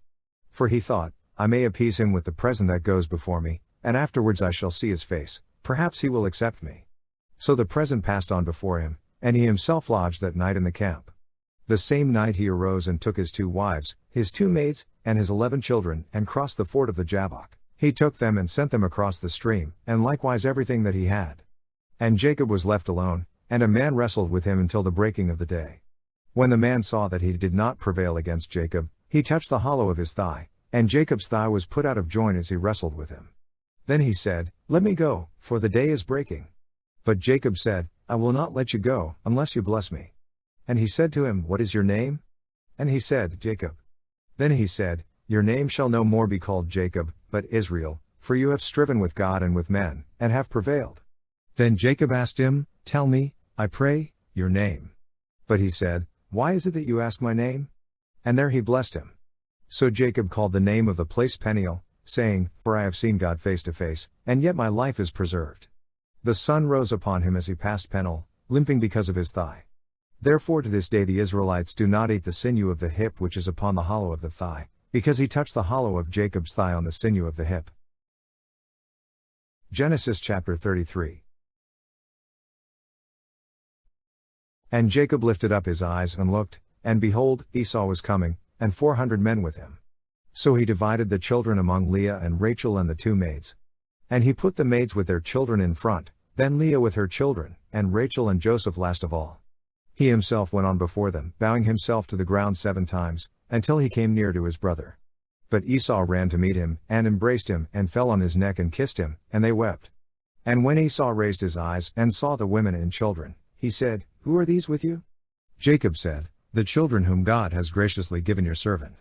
Then the maids drew near, they and their children, and bowed down. Leah likewise and her children drew near and bowed down, and last Joseph and Rachel drew near, and they bowed down. Esau said, What do you mean by all this company which I met? Jacob answered, To find favor in the sight of my Lord. But Esau said, I have enough, my brother, keep what you have for yourself. Jacob said, No, I pray you, if I have found favor in your sight, then accept my present from my hand, for truly to see your face is like seeing the face of God, with such favor have you received me. Accept, I pray you, my gift that is brought to you, because God has dealt graciously with me, and because I have enough. Thus he urged him, and he took it. Then Esau said, Let us journey on our way and I will go before you. But Jacob said to him, My Lord knows that the children are frail, and that the flocks and herds giving suck are a care to me, and if they are overdriven for one day, all the flocks will die. Let my Lord pass on before his servant, and I will lead on slowly, according to the pace of the cattle which are before me and according to the pace of the children, until I come to my Lord in Seir. So Esau said, Let me leave with you some of the men who are with me. But he said, What need is there? Let me find favor in the sight of my Lord. So Esau returned that day on his way to Seir. But Jacob journeyed to Succoth, and built himself a house, and made booths for his cattle, therefore the name of the place is called Succoth. And Jacob came safely to the city of Shechem, which is in the land of Canaan, on his way from Paddan Aram, and he camped before the city. And from the sons of Hamor, Shechem's father, he bought for 100 pieces of money the piece of land on which he had pitched his tent. There he erected an altar and called it El Elohe Israel. Genesis chapter 34. Now Dinah the daughter of Leah, whom she had borne to Jacob, went out to visit the women of the land, and when Shechem the son of Hamor the Hivite, the prince of the land, saw her, he seized her and lay with her and humbled her. And his soul was drawn to Dinah the daughter of Jacob, he loved the maiden and spoke tenderly to her. So Shechem spoke to his father Hamor, saying, Get me this maiden for my wife. Now Jacob heard that he had defiled his daughter Dinah, but his sons were with his cattle in the field, so Jacob held his peace until they came. And Hamor the father of Shechem went out to Jacob to speak with him. The sons of Jacob came in from the field when they heard of it, and the men were indignant and very angry, because he had wrought folly in Israel by lying with Jacob's daughter, for such a thing ought not to be done. But Hamor spoke with them, saying, The soul of my son Shechem longs for your daughter. I pray you, give her to him in marriage. Make marriages with us, give your daughters to us, and take our daughters for yourselves. You shall dwell with us, and the land shall be open to you. Dwell and trade in it, and get property in it. Shechem also said to her father and to her brothers, Let me find favor in your eyes, and whatever you say to me I will give.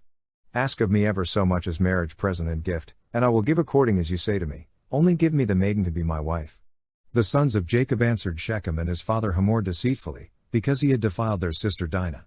They said to them, We cannot do this thing, to give our sister to one who is uncircumcised, for that would be a disgrace to us. Only on this condition will we consent to you, that you will become as we are and every male of you be circumcised. Then we will give our daughters to you, and we will take your daughters to ourselves, and we will dwell with you and become one people. But if you will not listen to us and be circumcised, then we will take our daughter, and we will be gone. Their words pleased Hamor and Hamor's son Shechem. And the young man did not delay to do the thing, because he had delight in Jacob's daughter. Now he was the most honored of all his family. So Hamor and his son Shechem came to the gate of their city and spoke to the men of their city, saying, These men are friendly with us, let them dwell in the land and trade in it, for behold, the land is large enough for them. Let us take their daughters in marriage, and let us give them our daughters. Only on this condition will the men agree to dwell with us, to become one people, that every male among us be circumcised as they are circumcised. Will not their cattle, their property and all their beasts be ours? Only let us agree with them, and they will dwell with us. And all who went out of the gate of his city hearkened to Hamor and his son Shechem, and every male was circumcised, all who went out of the gate of his city. On the third day, when they were sore, 2 of the sons of Jacob, Simeon and Levi, Dinah's brothers, took their swords and came upon the city unawares, and killed all the males. They slew Hamor and his son Shechem with the sword, and took Dinah out of Shechem's house, and went away. And the sons of Jacob came upon the slain, and plundered the city, because their sister had been defiled. They took their flocks and their herds, their asses, and whatever was in the city and in the field, all their wealth, all their little ones and their wives, all that was in the houses, they captured and made their prey. Then Jacob said to Simeon and Levi, You have brought trouble on me by making me odious to the inhabitants of the land, the Canaanites and the Perizzites. My numbers are few, and if they gather themselves against me and attack me, I shall be destroyed, both I and my household. But they said, Should he treat our sister as a harlot? Genesis chapter 35. God said to Jacob, Arise, go up to Bethel, and dwell there, and make there an altar to the God who appeared to you when you fled from your brother Esau. So Jacob said to his household and to all who were with him, Put away the foreign gods that are among you, and purify yourselves, and change your garments, then let us arise and go up to Bethel, that I may make there an altar to the God who answered me in the day of my distress and has been with me wherever I have gone. So they gave to Jacob all the foreign gods that they had, and the rings that were in their ears, and Jacob hid them under the oak which was near Shechem. And as they journeyed, a terror from God fell upon the cities that were round about them, so that they did not pursue the sons of Jacob.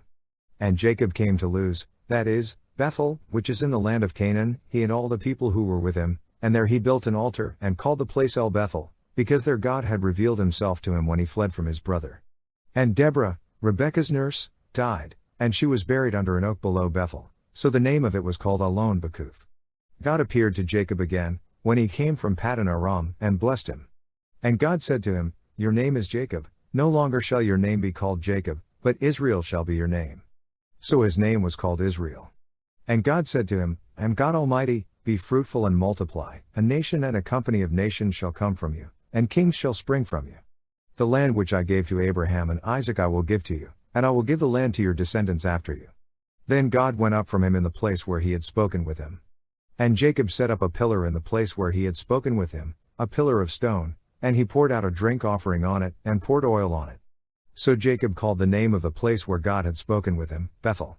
Then they journeyed from Bethel, and when they were still some distance from Ephrat, Rachel travailed, and she had hard labor. And when she was in her hard labor, the midwife said to her, Fear not, for now you will have another son. And as her soul was departing, for she died, she called his name Benoni, but his father called his name Benjamin. So Rachel died, and she was buried on the way to Ephrat, that is, Bethlehem, and Jacob set up a pillar upon her grave. It is the pillar of Rachel's tomb, which is there to this day. Israel journeyed on, and pitched his tent beyond the tower of Eder. While Israel dwelt in that land, Reuben went and lay with Bilhah his father's concubine, and Israel heard of it. Now the sons of Jacob were 12. The sons of Leah, Reuben, Jacob's firstborn, Simeon, Levi, Judah, Issachar, and Zebulun. The sons of Rachel, Joseph and Benjamin. The sons of Bilhah, Rachel's maid, Dan and Naphtali. The sons of Zilpah, Leah's maid, Gad and Asher. These were the sons of Jacob who were born to him in Paddan Aram. And Jacob came to his father Isaac at Mamre, or Kiriath Arba, that is, Hebron, where Abraham and Isaac had sojourned. Now the days of Isaac were 180 years. And Isaac breathed his last, and he died and was gathered to his people, old and full of days, and his sons Esau and Jacob buried him. Genesis chapter 36. These are the descendants of Esau, that is, Edom. Esau took his wives from the Canaanites, Adah the daughter of Elon the Hittite, Oholibamah the daughter of Anah the son of Zibeon the Hivite, and Basemath, Ishmael's daughter, the sister of Nebaioth. And Adah bore to Esau, Eliphaz, Basemath bore Reuel, and Oholibamah bore Jeush, Jalem, and Korah. These are the sons of Esau who were born to him in the land of Canaan. Then Esau took his wives, his sons, his daughters, and all the members of his household, his cattle, all his beasts, and all his property which he had acquired in the land of Canaan, and he went into a land away from his brother Jacob. For their possessions were too great for them to dwell together, the land of their sojournings could not support them because of their cattle. So Esau dwelt in the hill country of Seir. Esau is Edom. These are the descendants of Esau the father of the Edomites in the hill country of Seir. These are the names of Esau's sons: Eliphaz the son of Adah the wife of Esau, Reuel the son of Basemath the wife of Esau. The sons of Eliphaz were Teman, Omar, Zepho, Gatam, and Kenaz. Timnah was a concubine of Eliphaz, Esau's son. She bore Amalek to Eliphaz. These are the sons of Adah, Esau's wife. These are the sons of Reuel, Nahath, Zerah, Shammah, and Mizah. These are the sons of Basemath, Esau's wife. These are the sons of Oholibamah the daughter of Anah the son of Zibeon, Esau's wife. She bore to Esau Jeush, Jalem, and Korah. These are the chiefs of the sons of Esau. The sons of Eliphaz the firstborn of Esau, the chiefs Teman, Omar, Zepho, Kenaz, Korah, Gatam, and Amalek. These are the chiefs of Eliphaz in the land of Edom. They are the sons of Adah. These are the sons of Reuel, Esau's son, the chiefs Nahath, Zerah, Shammah, and Mizah. These are the chiefs of Reuel in the land of Edom. They are the sons of Basemath, Esau's wife. These are the sons of Oholibamah, Esau's wife, the chiefs Jeush, Jalem, and Korah. These are the chiefs born of Oholibamah the daughter of Anah, Esau's wife. These are the sons of Esau, that is, Edom, and these are their chiefs. These are the sons of Seir the Horite, the inhabitants of the land: Lotan, Shobal, Zibeon, Anah, Dissan, Ezer, and Dissan. These are the chiefs of the Horites, the sons of Seir in the land of Edom. The sons of Lotan were Hori and Haman, and Lotan's sister was Timnah. These are the sons of Shobal, Alvan, Manahath, Ebal, Shepho, and Onam. These are the sons of Zibeon, and Anah. He is the Anah who found the hot springs in the wilderness, as he pastured the asses of Zibeon his father. These are the children of Anah, Dissan and Oholibamah the daughter of Anah. These are the sons of Dissan, Hamdan, Eshban, Ithran, and Cheran. These are the sons of Ezer, Bilhan, Zavin, and Akan. These are the sons of Dissan, Uz and Aaron. These are the chiefs of the Horites, the chiefs Lotan, Shobal, Zibeon, Anah, Dissan, Ezer, and Dissan. These are the chiefs of the Horites, according to their clans in the land of Seir. These are the kings who reigned in the land of Edom, before any king reigned over the Israelites. Bela the son of Beor reigned in Edom, the name of his city being Dinhaba. Bela died, and Jobab the son of Zerah of Bozrah reigned in his stead. Jobab died, and Husham of the land of the Temanites reigned in his stead. Husham died, and Hadad the son of Bedad, who defeated Midian in the country of Moab, reigned in his stead, the name of his city being Avith. Hadad died, and Samlah of Masrekah reigned in his stead. Samlah died, and Shaul of Rehoboth on the Euphrates reigned in his stead. Shaul died, and Baal-Hanan the son of Achbor reigned in his stead. Baal-Hanan the son of Achbor died, and Hadar reigned in his stead, the name of his city being Pau. His wife's name was Mehetabel, the daughter of Matred, daughter of Mezahab. These are the names of the chiefs of Esau, according to their families and their dwelling places, by their names, the chiefs Timnah, Alvah, Jetheth, Olibama, Elah, Pinon, Kenaz, Teman, Mibzar, Magdiel, and Iram. These are the chiefs of Edom, that is, Esau, the father of Edom, according to their dwelling places in the land of their possession. Genesis chapter 37. Jacob dwelt in the land of his father's sojournings, in the land of Canaan. This is the history of the family of Jacob. Joseph, being 17 years old, was shepherding the flock with his brothers. He was a lad with the sons of Bilhah and Zilpah, his father's wives, and Joseph brought an ill report of them to their father. Now Israel loved Joseph more than any other of his children, because he was the son of his old age, and he made him a long robe with sleeves. But when his brothers saw that their father loved him more than all his brothers, they hated him, and could not speak peaceably to him. Now Joseph had a dream, and when he told it to his brothers they only hated him the more. He said to them, "Hear this dream which I have dreamed. Behold, we were binding sheaves in the field, and lo, my sheaf arose and stood upright, and behold, your sheaves gathered round it, and bowed down to my sheaf." His brothers said to him, "Are you indeed to reign over us? Or are you indeed to have dominion over us?" So they hated him yet more for his dreams and for his words. Then he dreamed another dream, and told it to his brothers, and said, "Behold, I have dreamed another dream, and behold, the sun, the moon, and 11 stars were bowing down to me." But when he told it to his father and to his brothers, his father rebuked him, and said to him, "What is this dream that you have dreamed? Shall I and your mother and your brothers indeed come to bow ourselves to the ground before you?" And his brothers were jealous of him, but his father kept the saying in mind. Now his brothers went to pasture their father's flock near Shechem. And Israel said to Joseph, "Are not your brothers pasturing the flock at Shechem? Come, I will send you to them." And he said to him, "Here I am." So he said to him, "Go now, see if it is well with your brothers, and with the flock, and bring me word again." So he sent him from the valley of Hebron, and he came to Shechem. And a man found him wandering in the fields, and the man asked him, "What are you seeking?" "I am seeking my brothers," he said. "Tell me, I pray you, where they are pasturing the flock."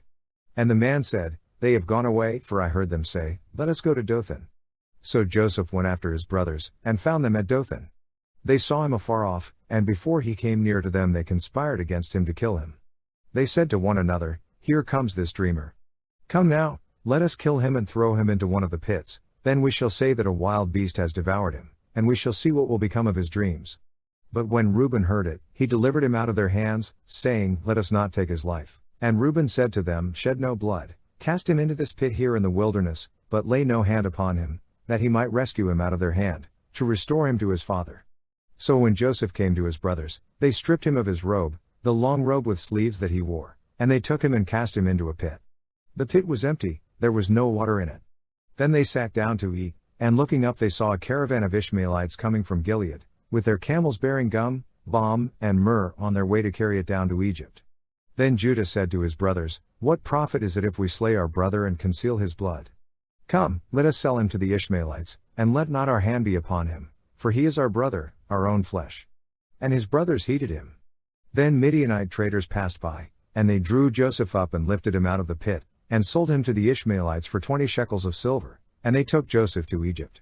When Reuben returned to the pit and saw that Joseph was not in the pit, he rent his clothes and returned to his brothers, and said, "The lad is gone, and I, where shall I go?" Then they took Joseph's robe, and killed a goat, and dipped the robe in the blood, and they sent the long robe with sleeves and brought it to their father, and said, "This we have found, see now whether it is your son's robe or not." And he recognized it, and said, "It is my son's robe, a wild beast has devoured him, Joseph is without doubt torn to pieces." Then Jacob rent his garments, and put sackcloth upon his loins, and mourned for his son many days. All his sons and all his daughters rose up to comfort him, but he refused to be comforted, and said, "No, I shall go down to Sheol to my son, mourning." Thus his father wept for him. Meanwhile the Midianites had sold him in Egypt to Potiphar, an officer of Pharaoh, the captain of the guard. Genesis chapter 38. It happened at that time that Judah went down from his brothers, and turned into a certain Adulamite, whose name was Hirah. There Judah saw the daughter of a certain Canaanite whose name was Shua. He married her and went into her, and she conceived and bore a son, and he called his name Again she conceived and bore a son, and she called his name Onan. Yet again she bore a son, and she called his name Shelah. She was in Kezib when she bore him. And Judah took a wife for his firstborn, and her name was Tamar. But Judah's firstborn, was wicked in the sight of the Lord, and the Lord slew him. Then Judah said to Onan, Go into your brother's wife, and perform the duty of a brother-in-law to her, and raise up offspring for your brother. But Onan knew that the offspring would not be his, so when he went into his brother's wife he spilled the semen on the ground, lest he should give offspring to his brother. And what he did was displeasing in the sight of the Lord, and he slew him also. Then Judah said to Tamar his daughter-in-law, Remain a widow in your father's house, till Shelah my son grows up, for he feared that he would die, like his brothers. So Tamar went and dwelt in her father's house. In course of time the wife of Judah, Shua's daughter, died, and when Judah was comforted, he went up to Timnah to his sheep shearers, he and his friend Hirah the Adullamite. And when Tamar was told, Your father-in-law is going up to Timnah to shear his sheep, she put off her widow's garments, and put on a veil, wrapping herself up, and sat at the entrance to Enaim, which is on the road to Timnah, for she saw that Shelah was grown up, and she had not been given to him in marriage. When Judah saw her, he thought her to be a harlot, for she had covered her face. He went over to her at the roadside, and said, Come, let me come in to you, for he did not know that she was his daughter-in-law. She said, What will you give me, that you may come in to me? He answered, I will send you a kid from the flock. And she said, Will you give me a pledge, till you send it? He said, What pledge shall I give you? She replied, Your signet and your cord, and your staff that is in your hand. So he gave them to her, and went into her, and she conceived by him. Then she arose and went away, and taking off her veil she put on the garments of her widowhood. When Judah sent the kid by his friend the Adullamite, to receive the pledge from the woman's hand, he could not find her. And he asked the men of the place, Where is the harlot who was at Enaim by the wayside? And they said, No harlot has been here. So he returned to Judah, and said, I have not found her, and also the men of the place said, No harlot has been here. And Judah replied, Let her keep the things as her own, lest we be laughed at. You see, I sent this kid, and you could not find her. About 3 months later Judah was told, Tamar your daughter-in-law has played the harlot, and moreover she is with child by harlotry. And Judah said, Bring her out, and let her be burned. As she was being brought out, she sent word to her father-in-law, By the man to whom these belong, I am with child. And she said, Mark, I pray you, whose these are, the signet and the cord and the staff. Then Judah acknowledged them and said, She is more righteous than I, inasmuch as I did not give her to my son Shelah. And he did not lie with her again. When the time of her delivery came, there were twins in her womb. And when she was in labor, one put out a hand, and the midwife took and bound on his hand a scarlet thread, saying, This came out first. But as he drew back his hand, behold, his brother came out, and she said, What a breach you have made for yourself. Therefore his name was called Perez. Afterward his brother came out with the scarlet thread upon his hand, and his name was called Zerah. Genesis chapter 39. Now Joseph was taken down to Egypt, and Potiphar, an officer of Pharaoh, the captain of the guard, an Egyptian, bought him from the Ishmaelites who had brought him down there. The Lord was with Joseph, and he became a successful man, and he was in the house of his master the Egyptian, and his master saw that the Lord was with him, and that the Lord caused all that he did to prosper in his hands. So Joseph found favor in his sight and attended him, and he made him overseer of his house and put him in charge of all that he had. From the time that he made him overseer in his house and over all that he had, the Lord blessed the Egyptian's house for Joseph's sake. The blessing of the Lord was upon all that he had, in house and field. So he left all that he had in Joseph's charge, and having him he had no concern for anything but the food which he ate. Now Joseph was handsome and good-looking. And after a time his master's wife cast her eyes upon Joseph, and said, Lie with me. But he refused and said to his master's wife, Lo, having me my master has no concern about anything in the house, and he has put everything that he has in my hand. He is not greater in this house than I am, nor has he kept back anything from me except yourself, because you are his wife. How then can I do this great wickedness, and sin against God? And although she spoke to Joseph day after day, he would not listen to her, to lie with her or to be with her. But one day, when he went into the house to do his work and none of the men of the house was there in the house, she caught him by his garment, saying, Lie with me. But he left his garment in her hand, and fled and got out of the house. And when she saw that he had left his garment in her hand, and had fled out of the house, she called to the men of her household and said to them, See, he has brought among us a Hebrew to insult us. He came in to me to lie with me, and I cried out with a loud voice. And when he heard that I lifted up my voice and cried, he left his garment with me, and fled and got out of the house. Then she laid up his garment by her until his master came home, and she told him the same story, saying, The Hebrew servant, whom you have brought among us, came in to me to insult me, but as soon as I lifted up my voice and cried, he left his garment with me, and fled out of the house. When his master heard the words which his wife spoke to him, This is the way your servant treated me, his anger was kindled. And Joseph's master took him and put him into the prison, the place where the king's prisoners were confined, and he was there in prison. But the Lord was with Joseph and showed him steadfast love, and gave him favor in the sight of the keeper of the prison. And the keeper of the prison committed to Joseph's care all the prisoners who were in the prison, and whatever was done there, he was the doer of it. The keeper of the prison paid no heed to anything that was in Joseph's care, because the Lord was with him, and whatever he did, the Lord made it prosper. Genesis chapter 40. Sometime after this, the butler of the king of Egypt and his baker offended their lord the king of Egypt. And Pharaoh was angry with his two officers, the chief butler and the chief baker, and he put them in custody in the house of the captain of the guard, in the prison where Joseph was confined. The captain of the guard charged Joseph with them, and he waited on them, and they continued for some time in custody. And one night they both dreamed, the butler and the baker of the king of Egypt, who were confined in the prison, each his own dream, and each dream with its own meaning. When Joseph came to them in the morning and saw them, they were troubled. So he asked Pharaoh's officers who were with him in custody in his master's house, Why are your faces downcast today? They said to him, We have had dreams, and there is no one to interpret them. And Joseph said to them, Do not interpretations belong to God? Tell them to me, I pray you.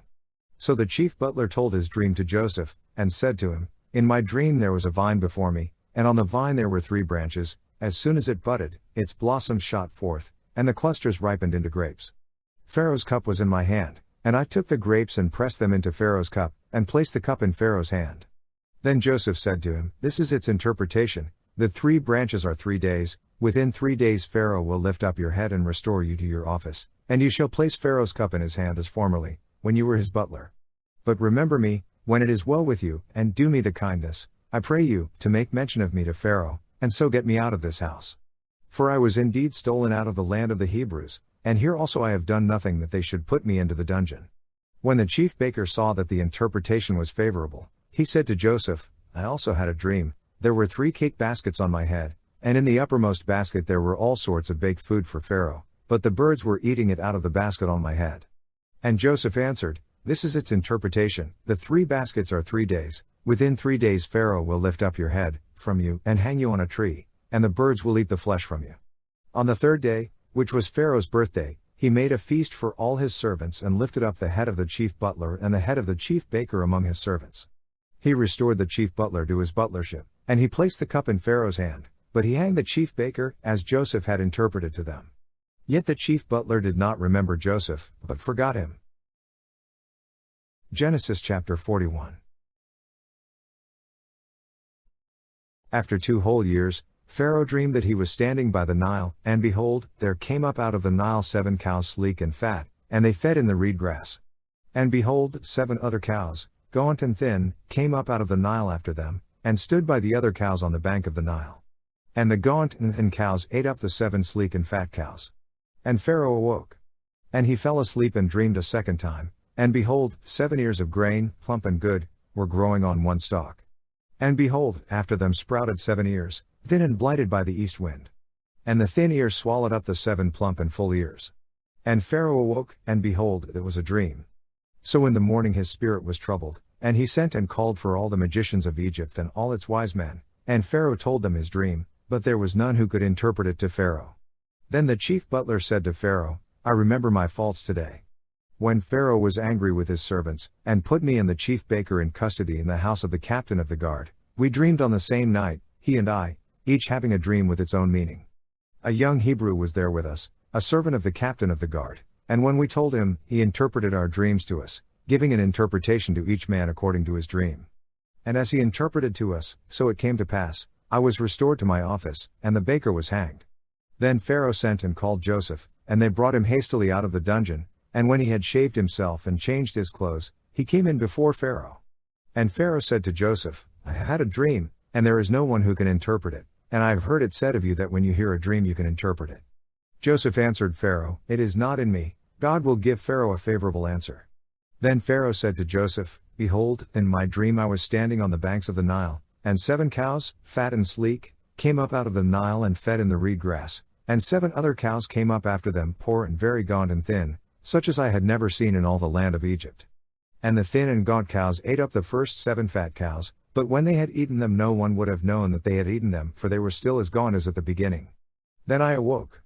I also saw in my dream 7 ears growing on one stalk, full and good, and 7 ears, withered, thin, and blighted by the east wind, sprouted after them, and the thin ears swallowed up the 7 good ears.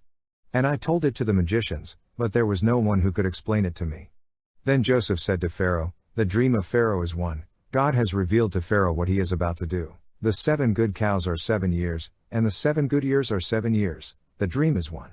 The 7 lean and gaunt cows that came up after them are 7 years, and the 7 empty ears blighted by the east wind are also 7 years of famine. It is as I told Pharaoh. God has shown to Pharaoh what he is about to do. There will come 7 years of great plenty throughout all the land of Egypt, but after them there will arise 7 years of famine, and all the plenty will be forgotten in the land of Egypt. The famine will consume the land, and the plenty will be unknown in the land by reason of that famine which will follow, for it will be very grievous. And the doubling of Pharaoh's dream means that the thing is fixed by God, and God will shortly bring it to pass. Now therefore let Pharaoh select a man discreet and wise, and set him over the land of Egypt. Let Pharaoh proceed to appoint overseers over the land, and take the 5th part of the produce of the land of Egypt during the 7 plenteous years. And let them gather all the food of these good years that are coming, and lay up grain under the authority of Pharaoh for food in the cities, and let them keep it. That food shall be a reserve for the land against the 7 years of famine which are to befall the land of Egypt, so that the land may not perish through the famine. This proposal seemed good to Pharaoh and to all his servants. And Pharaoh said to his servants, Can we find such a man as this, in whom is the Spirit of God? So Pharaoh said to Joseph, Since God has shown you all this, there is none so discreet and wise as you are. You shall be over my house, and all my people shall order themselves as you command. Only as regards the throne will I be greater than you. And Pharaoh said to Joseph, Behold, I have set you over all the land of Egypt. Then Pharaoh took his signet ring from his hand and put it on Joseph's hand, and arrayed him in garments of fine linen, and put a gold chain about his neck, and he made him to ride in his 2nd chariot, and they cried before him, Bow the knee. Thus he set him over all the land of Egypt. Moreover Pharaoh said to Joseph, I am Pharaoh, and without your consent no man shall lift up hand or foot in all the land of Egypt. And Pharaoh called Joseph's name Zaphenath-Paneah, and he gave him in marriage Asenath, the daughter of Potiphar priest of On. So Joseph went out over the land of Egypt. Joseph was 30 years old when he entered the service of Pharaoh king of Egypt. And Joseph went out from the presence of Pharaoh, and went through all the land of Egypt. During the 7 plenteous years the earth brought forth abundantly, and he gathered up all the food of the 7 years when there was plenty in the land of Egypt, and stored up food in the cities. He stored up in every city the food from the fields around it. And Joseph stored up grain in great abundance, like the sand of the sea, until he ceased to measure it, for it could not be measured. Before the year of famine came, Joseph had 2 sons, whom Asenath, the daughter of Potiphar priest of On, bore to him. Joseph called the name of the firstborn Manasseh, for, he said, God has made me forget all my hardship and all my father's house. The name of the second he called Ephraim, for God has made me fruitful in the land of my affliction. The 7 years of plenty that prevailed in the land of Egypt came to an end, and the 7 years of famine began to come, as Joseph had said. There was famine in all lands, but in all the land of Egypt there was bread. When all the land of Egypt was famished, the people cried to Pharaoh for bread, and Pharaoh said to all the Egyptians, Go to Joseph, what he says to you, do. So when the famine had spread over all the land, Joseph opened all the storehouses, and sold to the Egyptians, for the famine was severe in the land of Egypt. Moreover, all the earth came to Egypt to Joseph to buy grain, because the famine was severe over all the earth. Genesis chapter 42. When Jacob learned that there was grain in Egypt, he said to his sons, Why do you look at one another? And he said, Behold, I have heard that there is grain in Egypt. Go down and buy grain for us there, that we may live, and not die. So 10 of Joseph's brothers went down to buy grain in Egypt. But Jacob did not send Benjamin, Joseph's brother, with his brothers, for he feared that harm might befall him. Thus the sons of Israel came to buy among the others who came, for the famine was in the land of Canaan. Now Joseph was governor over the land, he it was who sold to all the people of the land. And Joseph's brothers came, and bowed themselves before him with their faces to the ground. Joseph saw his brothers, and knew them, but he treated them like strangers and spoke roughly to them. Where do you come from? He said. They said, From the land of Canaan, to buy food. Thus Joseph knew his brothers, but they did not know him.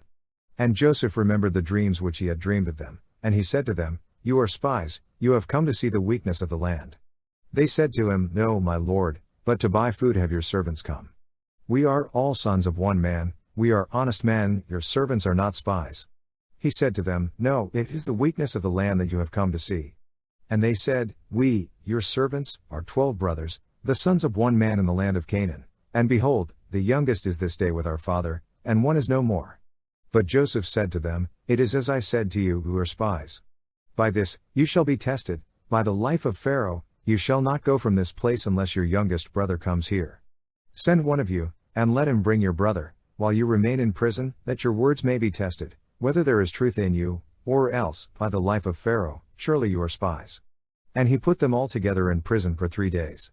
On the 3rd day, Joseph said to them, Do this and you will live, for I fear God. If you are honest men, let one of your brothers remain confined in your prison, and let the rest go and carry grain for the famine of your households, and bring your youngest brother to me, so your words will be verified, and you shall not die.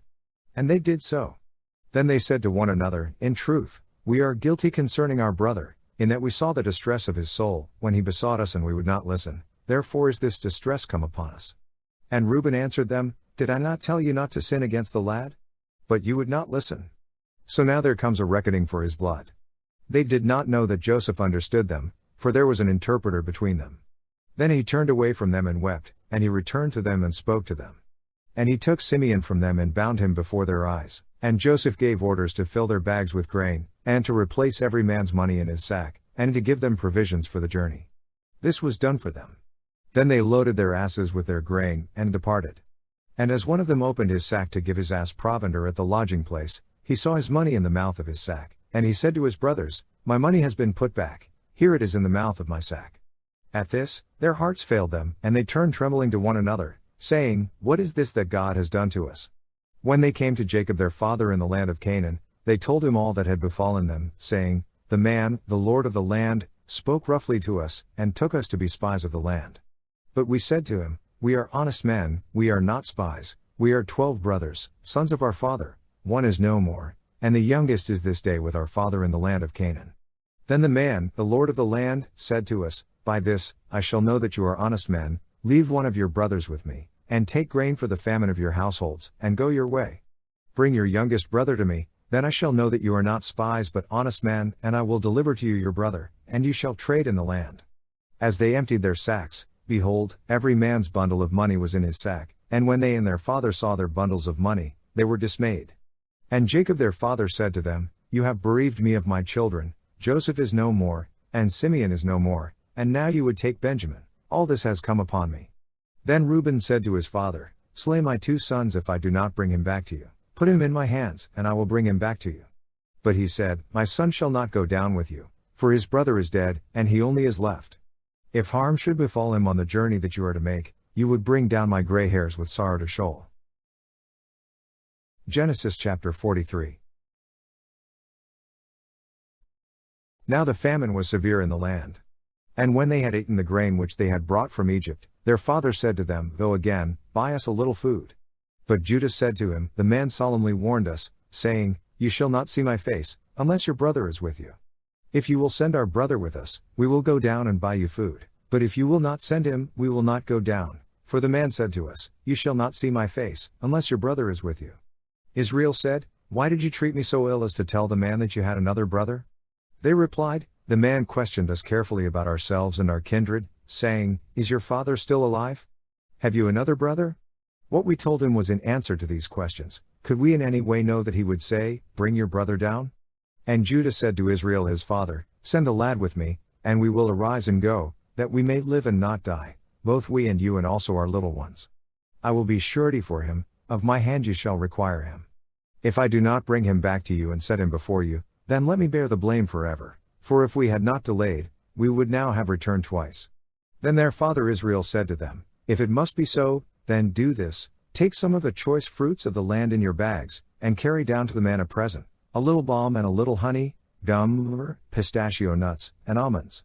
Take double the money with you, carry back with you the money that was returned in the mouth of your sacks, perhaps it was an oversight.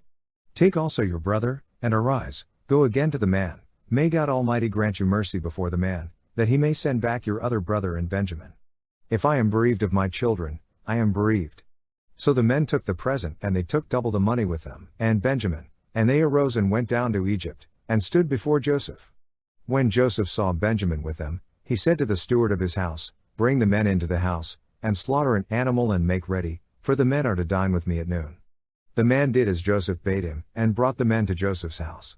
And the men were afraid because they were brought to Joseph's house, and they said, It is because of the money, which was replaced in our sacks the first time, that we are brought in, so that he may seek occasion against us and fall upon us, to make slaves of us and seize our asses. So they went up to the steward of Joseph's house, and spoke with him at the door of the house, and said, Oh, my lord, we came down the first time to buy food, and when we came to the lodging place we opened our sacks, and there was every man's money in the mouth of his sack, our money in full weight, so we have brought it again with us, and we have brought other money down in our hand to buy food. We do not know who put our money in our sacks. He replied, Rest assured, do not be afraid, your God and the God of your father must have put treasure in your sacks for you. I received your money. Then he brought Simeon out to them. And when the man had brought the men into Joseph's house, and given them water, and they had washed their feet, and when he had given their asses provender, they made ready the present for Joseph's coming at noon, for they heard that they should eat bread there. When Joseph came home, they brought into the house to him the present which they had with them, and bowed down to him to the ground. And he inquired about their welfare, and said, Is your father well, the old man of whom you spoke? Is he still alive? They said, Your servant our father is well, he is still alive. And they bowed their heads and made obeisance. And he lifted up his eyes, and saw his brother Benjamin, his mother's son, and said, Is this your youngest brother, of whom you spoke to me? God be gracious to you, my son. Then Joseph made haste, for his heart yearned for his brother, and he sought a place to weep. And he entered his chamber and wept there. Then he washed his face and came out, and controlling himself he said, Let food be served. They served him by himself, and them by themselves, and the Egyptians who ate with him by themselves, because the Egyptians might not eat bread with the Hebrews, for that is an abomination to the Egyptians. And they sat before him, the firstborn according to his birthright and the youngest according to his youth, and the men looked at one another in amazement. Portions were taken to them from Joseph's stable, but Benjamin's portion was 5 times as much as any of theirs. So they drank and were merry with him. Genesis chapter 44. Then he commanded the steward of his house, Fill the men's sacks with food, as much as they can carry, and put each man's money in the mouth of his sack, and put my cup, the silver cup, in the mouth of the sack of the youngest, with his money for the grain. And he did as Joseph told him. As soon as the morning was light, the men were sent away with their asses. When they had gone but a short distance from the city, Joseph said to his steward, Up, follow after the men, and when you overtake them, say to them, Why have you returned evil for good? Why have you stolen my silver cup? Is it not from this that my Lord drinks, and by this that he divines? You have done wrong in so doing. When he overtook them, he spoke to them these words. They said to him, Why does my Lord speak such words as these? Far be it from your servants that they should do such a thing. Behold, the money which we found in the mouth of our sacks, we brought back to you from the land of Canaan. How then should we steal silver or gold from your Lord's house? With whomever of your servants it be found, let him die, and we also will be my Lord's slaves. He said, Let it be as you say, he with whom it is found shall be my slave, and the rest of you shall be blameless. Then every man quickly lowered his sack to the ground, and every man opened his sack. And he searched, beginning with the eldest and ending with the youngest, and the cup was found in Benjamin's sack. Then they rent their clothes, and every man loaded his ass, and they returned to the city. When Judah and his brothers came to Joseph's house, he was still there, and they fell before him to the ground. Joseph said to them, What deed is this that you have done? Do you not know that such a man as I can indeed divine? And Judah said, What shall we say to my Lord? What shall we speak? Or how can we clear ourselves? God has found out the guilt of your servants. Behold, we are my Lord's slaves, both we and he also in whose hand the cup has been found. But he said, Far be it from me that I should do so. Only the man in whose hand the cup was found shall be my slave, but as for you, go up in peace to your father. Then Judah went up to him and said, O my Lord, let your servant, I pray you, speak a word in my Lord's ears, and let not your anger burn against your servant, for you are like Pharaoh himself. My Lord asked his servants, saying, Have you a father or a brother? And we said to my Lord, We have a father, an old man, and a young brother, the child of his old age, and his brother is dead, and he alone is left of his mother's children, and his father loves him. Then ye said to your servants, Bring him down to me, that I may set my eyes upon him. We said to my lord, The lad cannot leave his father, for if he should leave his father would die. Then ye said to your servants, Unless your youngest brother comes down with you, you shall see my face no more. When we went back to your servant my father, we told him the words of my lord.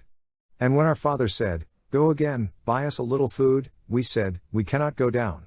If our youngest brother goes with us, then we will go down, for we cannot see the man's face unless our youngest brother is with us. Then your servant my father said to us, You know that my wife bore me 2 sons, one left me, and I said, Surely he has been torn to pieces, and I have never seen him since. If you take this one also from me, and harm befalls him, you will bring down my gray hairs in sorrow to Sheol.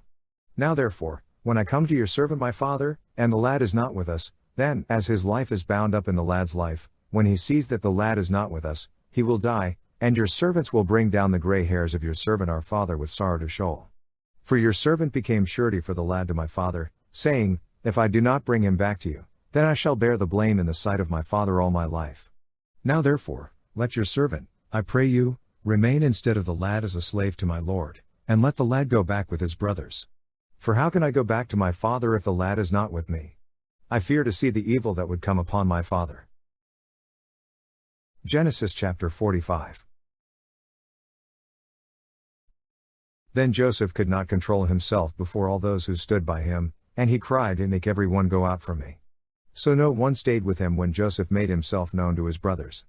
And he wept aloud, so that the Egyptians heard it, and the household of Pharaoh heard it. And Joseph said to his brothers, I am Joseph, is my father still alive? But his brothers could not answer him, for they were dismayed at his presence. So Joseph said to his brothers, Come near to me, I pray you. And they came near. And he said, I am your brother, Joseph, whom you sold into Egypt. And now do not be distressed, or angry with yourselves, because you sold me here, for God sent me before you to preserve life. For the famine has been in the land these 2 years, and there are yet 5 years in which there will be neither plowing nor harvest. And God sent me before you to preserve for you a remnant on earth, and to keep alive for you many survivors. So it was not you who sent me here, but God, and he has made me a father to Pharaoh, and lord of all his house and ruler over all the land of Egypt.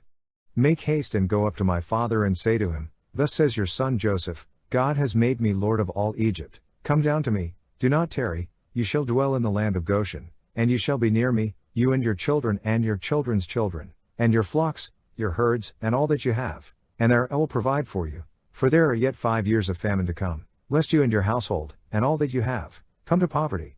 And now your eyes see, and the eyes of my brother Benjamin see, that it is my mouth that speaks to you. You must tell my father of all my splendor in Egypt, and of all that you have seen. Make haste and bring my father down here.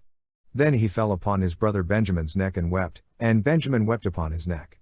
And he kissed all his brothers and wept upon them, and after that his brothers talked with him. When the report was heard in Pharaoh's house, Joseph's brothers have come, it pleased Pharaoh and his servants well. And Pharaoh said to Joseph, Say to your brothers, Do this, load your beasts and go back to the land of Canaan, and take your father and your households, and come to me, and I will give you the best of the land of Egypt, and you shall eat the fat of the land. Command them also, Do this, take wagons from the land of Egypt for your little ones and for your wives, and bring your father, and come. Give no thought to your goods, for the best of all the land of Egypt is yours. The sons of Israel did so, and Joseph gave them wagons, according to the command of Pharaoh, and gave them provisions for the journey. To each and all of them he gave festal garments, but to Benjamin he gave 300 shekels of silver and 5 festal garments. To his father he sent as follows, 10 asses loaded with the good things of Egypt, and 10 she-asses loaded with grain, bread, and provision for his father on the journey. Then he sent his brothers away, and as they departed, he said to them, Do not quarrel on the way. So they went up out of Egypt, and came to the land of Canaan to their father Jacob. And they told him, Joseph is still alive, and he is ruler over all the land of Egypt. And his heart fainted, for he did not believe them. But when they told him all the words of Joseph, which he had said to them, and when he saw the wagons which Joseph had sent to carry him, the spirit of their father Jacob revived, and Israel said, It is enough, Joseph my son is still alive, I will go and see him before I die. Genesis chapter 46. So Israel took his journey with all that he had, and came to Beersheba, and offered sacrifices to the God of his father Isaac. And God spoke to Israel in visions of the night, and said, Jacob, Jacob. And he said, Here am I. Then he said, I am God, the God of your father, do not be afraid to go down to Egypt, for I will there make of you a great nation. I will go down with you to Egypt, and I will also bring you up again, and Joseph's hand shall close your eyes. Then Jacob set out from Beersheba, and the sons of Israel carried Jacob their father, their little ones, and their wives, in the wagons which Pharaoh had sent to carry him. They also took their cattle and their goods, which they had gained in the land of Canaan, and came into Egypt, Jacob and all his offspring with him, his sons and his sons' sons with him, his daughters, and his sons' daughters, all his offspring he brought with him into Egypt. Now these are the names of the descendants of Israel, who came into Egypt, Jacob and his sons. Reuben, Jacob's firstborn, and the sons of Reuben, Hanoch, Palu, Hezron, and Carmi. The sons of Simeon, Jemuel, Jaman, Ohad, Jachin, Zohar, and Shaul, the son of a Canaanitish woman. The sons of Levi, Gershon, Kohath, and Merari. The sons of Judah, Onan, Shelah, Perez, and Zerah, but and Onan died in the land of Canaan, and the sons of Perez were Hezron and Hamul. The sons of Issachar, Tola, Puvah, Iob, and Shimron. The sons of Zebulun, Serach, Elon, and Jaleel, these are the sons of Leah, whom she bore to Jacob in Paddan Aram, together with his daughter Dinah, altogether his sons and his daughters numbered 33. The sons of Gad, Ziphion, Haggi, Shunai, Esban, Eri, Arodi, and Areli. The sons of Asher, Imnah, Ishva, Ishvi, Beriah, with Sarah their sister. And the sons of Beriah, Heber and Malchiel, these are the sons of Zilpah, whom Laban gave to Leah his daughter, and these she bore to Jacob 16 persons. The sons of Rachel, Jacob's wife, Joseph and Benjamin. And to Joseph in the land of Egypt were born Manasseh and Ephraim, whom Asenath, the daughter of Potipherah the priest of On, bore to him. And the sons of Benjamin, Bela, Becher, Ashbel, Jerah, Naaman, Rush, Muppim, Huppim, and Ard, these are the sons of Rachel, who were born to Jacob, 14 persons in all. The sons of Dan, Hushim. The sons of Naphtali, Jeziel, Guni, Jezer, and Shillem, these are the sons of Bilhah, whom Laban gave to Rachel his daughter, and these she bore to Jacob, 7 persons in all. All the persons belonging to Jacob who came into Egypt, who were his own offspring, not including Jacob's sons' wives, were 66 persons in all, and the sons of Joseph, who were born to him in Egypt, were 2, all the persons of the house of Jacob, that came into Egypt, were 70, he sent Judah before him to Joseph, to appear before him in Goshen, and they came into the land of Goshen. Then Joseph made ready his chariot and went up to meet Israel his father in Goshen, and he presented himself to him, and fell on his neck, and wept on his neck a good while. Israel said to Joseph, Now let me die, since I have seen your face and know that you are still alive. Joseph said to his brothers and to his father's household, I will go up and tell Pharaoh, and will say to him, My brothers and my father's household, who were in the land of Canaan, have come to me, and the men are shepherds, for they have been keepers of cattle, and they have brought their flocks, and their herds, and all that they have. When Pharaoh calls you, and says, What is your occupation? You shall say, Your servants have been keepers of cattle from our youth even until now, both we and our fathers, in order that you may dwell in the land of Goshen, for every shepherd is an abomination to the Egyptians. Genesis chapter 47. So Joseph went in and told Pharaoh, My father and my brothers, with their flocks and herds and all that they possess, have come from the land of Canaan, they are now in the land of Goshen. And from among his brothers he took 5 men and presented them to Pharaoh. Pharaoh said to his brothers, What is your occupation? And they said to Pharaoh, Your servants are shepherds, as our fathers were. They said to Pharaoh, We have come to sojourn in the land, for there is no pasture for your servants' flocks, for the famine is severe in the land of Canaan, and now, we pray you, let your servants dwell in the land of Goshen. Then Pharaoh said to Joseph, Your father and your brothers have come to you. The land of Egypt is before you, settle your father and your brothers in the best of the land, let them dwell in the land of Goshen, and if you know any able men among them, put them in charge of my cattle. Then Joseph brought in Jacob his father, and set him before Pharaoh, and Jacob blessed Pharaoh. And Pharaoh said to Jacob, How many are the days of the years of your life? And Jacob said to Pharaoh, The days of the years of my sojourning are 130 years, few and evil have been the days of the years of my life, and they have not attained to the days of the years of the life of my fathers in the days of their sojourning. And Jacob blessed Pharaoh, and went out from the presence of Pharaoh. Then Joseph settled his father and his brothers, and gave them a possession in the land of Egypt, in the best of the land, in the land of Ramesses, as Pharaoh had commanded. And Joseph provided his father, his brothers, and all his father's household with food, according to the number of their dependents. Now there was no food in all the land, for the famine was very severe, so that the land of Egypt and the land of Canaan languished by reason of the famine. And Joseph gathered up all the money that was found in the land of Egypt and in the land of Canaan, for the grain which they bought, and Joseph brought the money into Pharaoh's house. And when the money was all spent in the land of Egypt and in the land of Canaan, all the Egyptians came to Joseph, and said, Give us food, why should we die before your eyes? For our money is gone. And Joseph answered, Give your cattle, and I will give you food in exchange for your cattle, if your money is gone. So they brought their cattle to Joseph, and Joseph gave them food in exchange for the horses, the flocks, the herds, and the asses, and he supplied them with food in exchange for all their cattle that year. And when that year was ended, they came to him the following year, and said to him, We will not hide from my lord that our money is all spent, and the herds of cattle are my lord's. There is nothing left in the sight of my lord but our bodies and our lands. Why should we die before your eyes, both we and our land?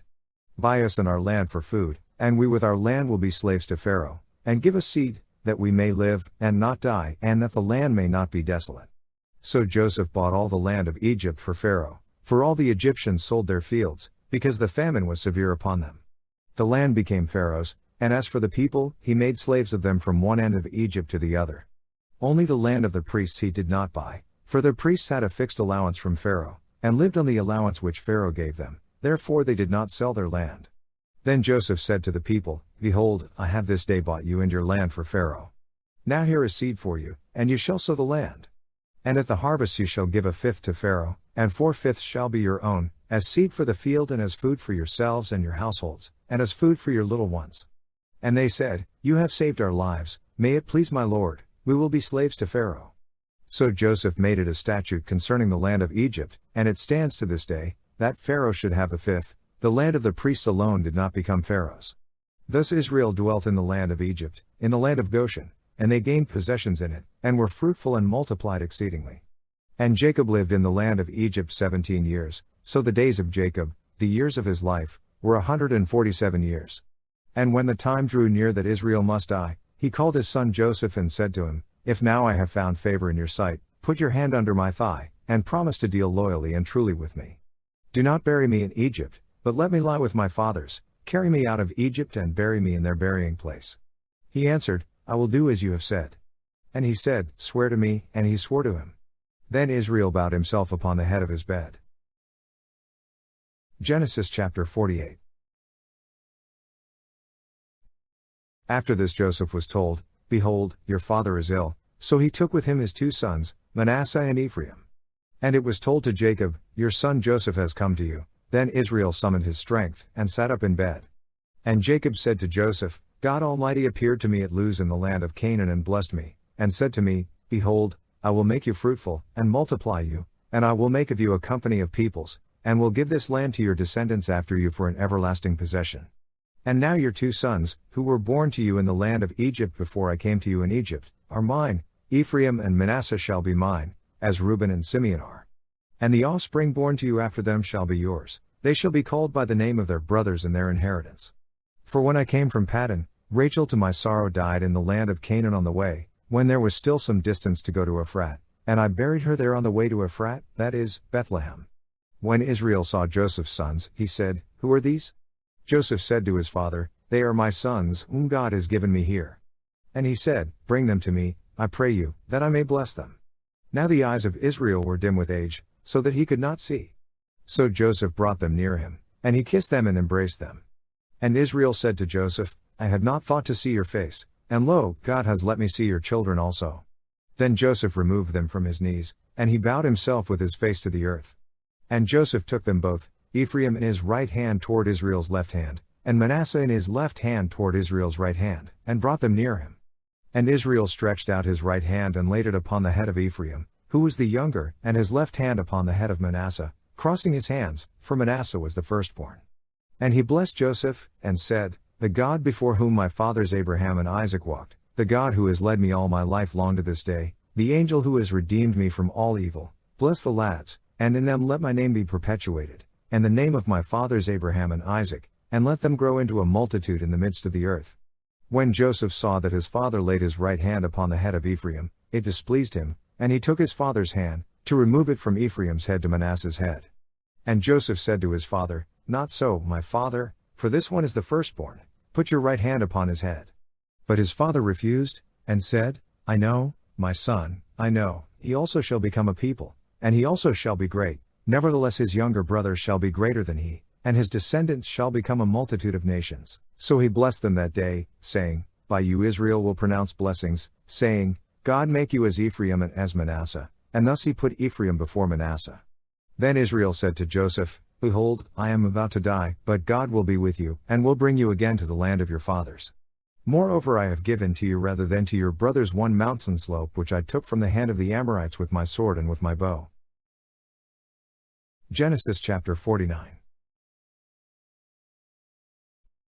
Then Jacob called his sons, and said, Gather yourselves together, that I may tell you what shall befall you in days to come.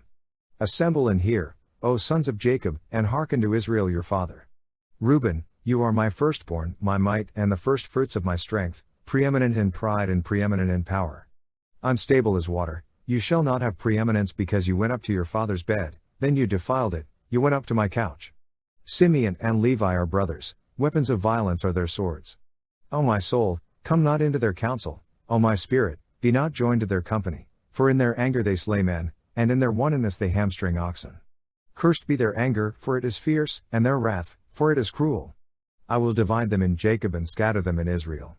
Judah, your brothers shall praise you, your hand shall be on the neck of your enemies, your father's sons shall bow down before you. Judah is a lion's whelp, from the prey, my son, you have gone up.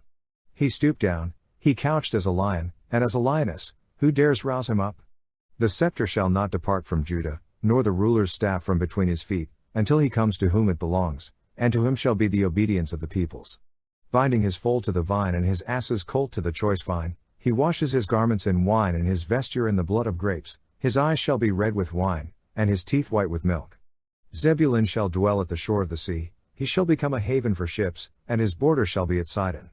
Issachar is a strong ass, crouching between the sheepfolds, he saw that a resting place was good, and that the land was pleasant, so he bowed his shoulder to bear, and became a slave at forced labor. Dan shall judge his people as one of the tribes of Israel. Dan shall be a serpent in the way, a viper by the path, that bites the horse's heel so that his rider falls backward. I wait for thy salvation, O Lord. Raiders shall raid Gad, but he shall raid at their heels. Asher's food shall be rich, and he shall yield royal dainties. Naphtali is a hind let loose, that bears comely fawns. Joseph is a fruitful bough by a spring, his branches run over the wall. The archers fiercely attacked him, shot at him, and harassed him sorely, yet his bow remained unmoved. His arms were made agile by the hands of the mighty one of Jacob, by the name of the shepherd, the rock of Israel, by the God of your father who will help you, by God Almighty who will bless you with blessings of heaven above, blessings of the deep that couches beneath, blessings of the breasts and of the womb. The blessings of your father are mighty beyond the blessings of the eternal mountains, the bounties of the everlasting hills, may they be on the head of Joseph, and on the brow of him who was separate from his brothers. Benjamin is a ravenous wolf, in the morning devouring the prey, and at even dividing the spoil. All these are the 12 tribes of Israel, and this is what their father said to them as he blessed them, blessing each with the blessing suitable to him. Then he charged them, and said to them, I am to be gathered to my people, bury me with my fathers in the cave that is in the field of Ephron the Hittite, in the cave that is in the field at Machpelah, to the east of Mamre, in the land of Canaan, which Abraham bought with the field from Ephron the Hittite to possess as a burying place. There they buried Abraham and Sarah his wife, there they buried Isaac and Rebekah his wife, and there I buried Leah. The field and the cave that is in it were purchased from the Hittites. When Jacob finished charging his sons, he drew up his feet into the bed, and breathed his last, and was gathered to his people. Genesis chapter 50. Then Joseph fell on his father's face, and wept over him, and kissed him. And Joseph commanded his servants the physicians to embalm his father. So the physicians embalmed Israel. 40 days were required for it, for so many are required for embalming. And the Egyptians wept for him 70 days. And when the days of weeping for him were past, Joseph spoke to the household of Pharaoh, saying, If now I have found favor in your eyes, speak, I pray you, in the ears of Pharaoh, saying, My father made me swear, saying, I am about to die, in my tomb which I hewed out for myself in the land of Canaan, there shall you bury me. Now therefore let me go up, I pray you, and bury my father, then I will return. And Pharaoh answered, Go up, and bury your father, as he made you swear. So Joseph went up to bury his father, and with him went up all the servants of Pharaoh, the elders of his household, and all the elders of the land of Egypt, as well as all the household of Joseph, his brothers, and his father's household. Only their children, their flocks, and their herds were left in the land of Goshen. And there went up with him both chariots and horsemen. It was a very great company. When they came to the threshing floor of Atad, which is beyond the Jordan, they lamented there with a very great and sorrowful lamentation, and he made a mourning for his father 7 days. When the inhabitants of the land, the Canaanites, saw the mourning on the threshing floor of Atad, they said, This is a grievous mourning to the Egyptians. Therefore the place was named Abel Mizraim, it is beyond the Jordan. Thus his sons did for him as he had commanded them, for his sons carried him to the land of Canaan, and buried him in the cave of the field at Machpelah, to the east of Mamre, which Abraham bought with the field from Ephron the Hittite, to possess as a burying place. After he had buried his father, Joseph returned to Egypt with his brothers and all who had gone up with him to bury his father. When Joseph's brothers saw that their father was dead, they said, It may be that Joseph will hate us and pay us back for all the evil which we did to him. So they sent a message to Joseph, saying, Your father gave this command before he died, say to Joseph, Forgive, I pray you, the transgression of your brothers and their sin, because they did evil to you. And now, we pray you, forgive the transgression of the servants of the God of your father. Joseph wept when they spoke to him. His brothers also came and fell down before him, and said, Behold, we are your servants. But Joseph said to them, Fear not, for am I in the place of God? As for you, you meant evil against me, but God meant it for good, to bring it about that many people should be kept alive, as they are today. So do not fear, I will provide for you and your little ones. Thus he reassured them and comforted them. So Joseph dwelt in Egypt, he and his father's house, and Joseph lived 110 years. And Joseph saw Ephraim's children of the third generation, the children also of Machir the son of Manasseh were born upon Joseph's knees. And Joseph said to his brothers, I am about to die, but God will visit you, and bring you up out of this land to the land which he swore to Abraham, to Isaac, and to Jacob. Then Joseph took an oath of the sons of Israel, saying, God will visit you, and you shall carry up my bones from here. So Joseph died, being 110 years old, and they embalmed him, and he was put in a coffin in Egypt.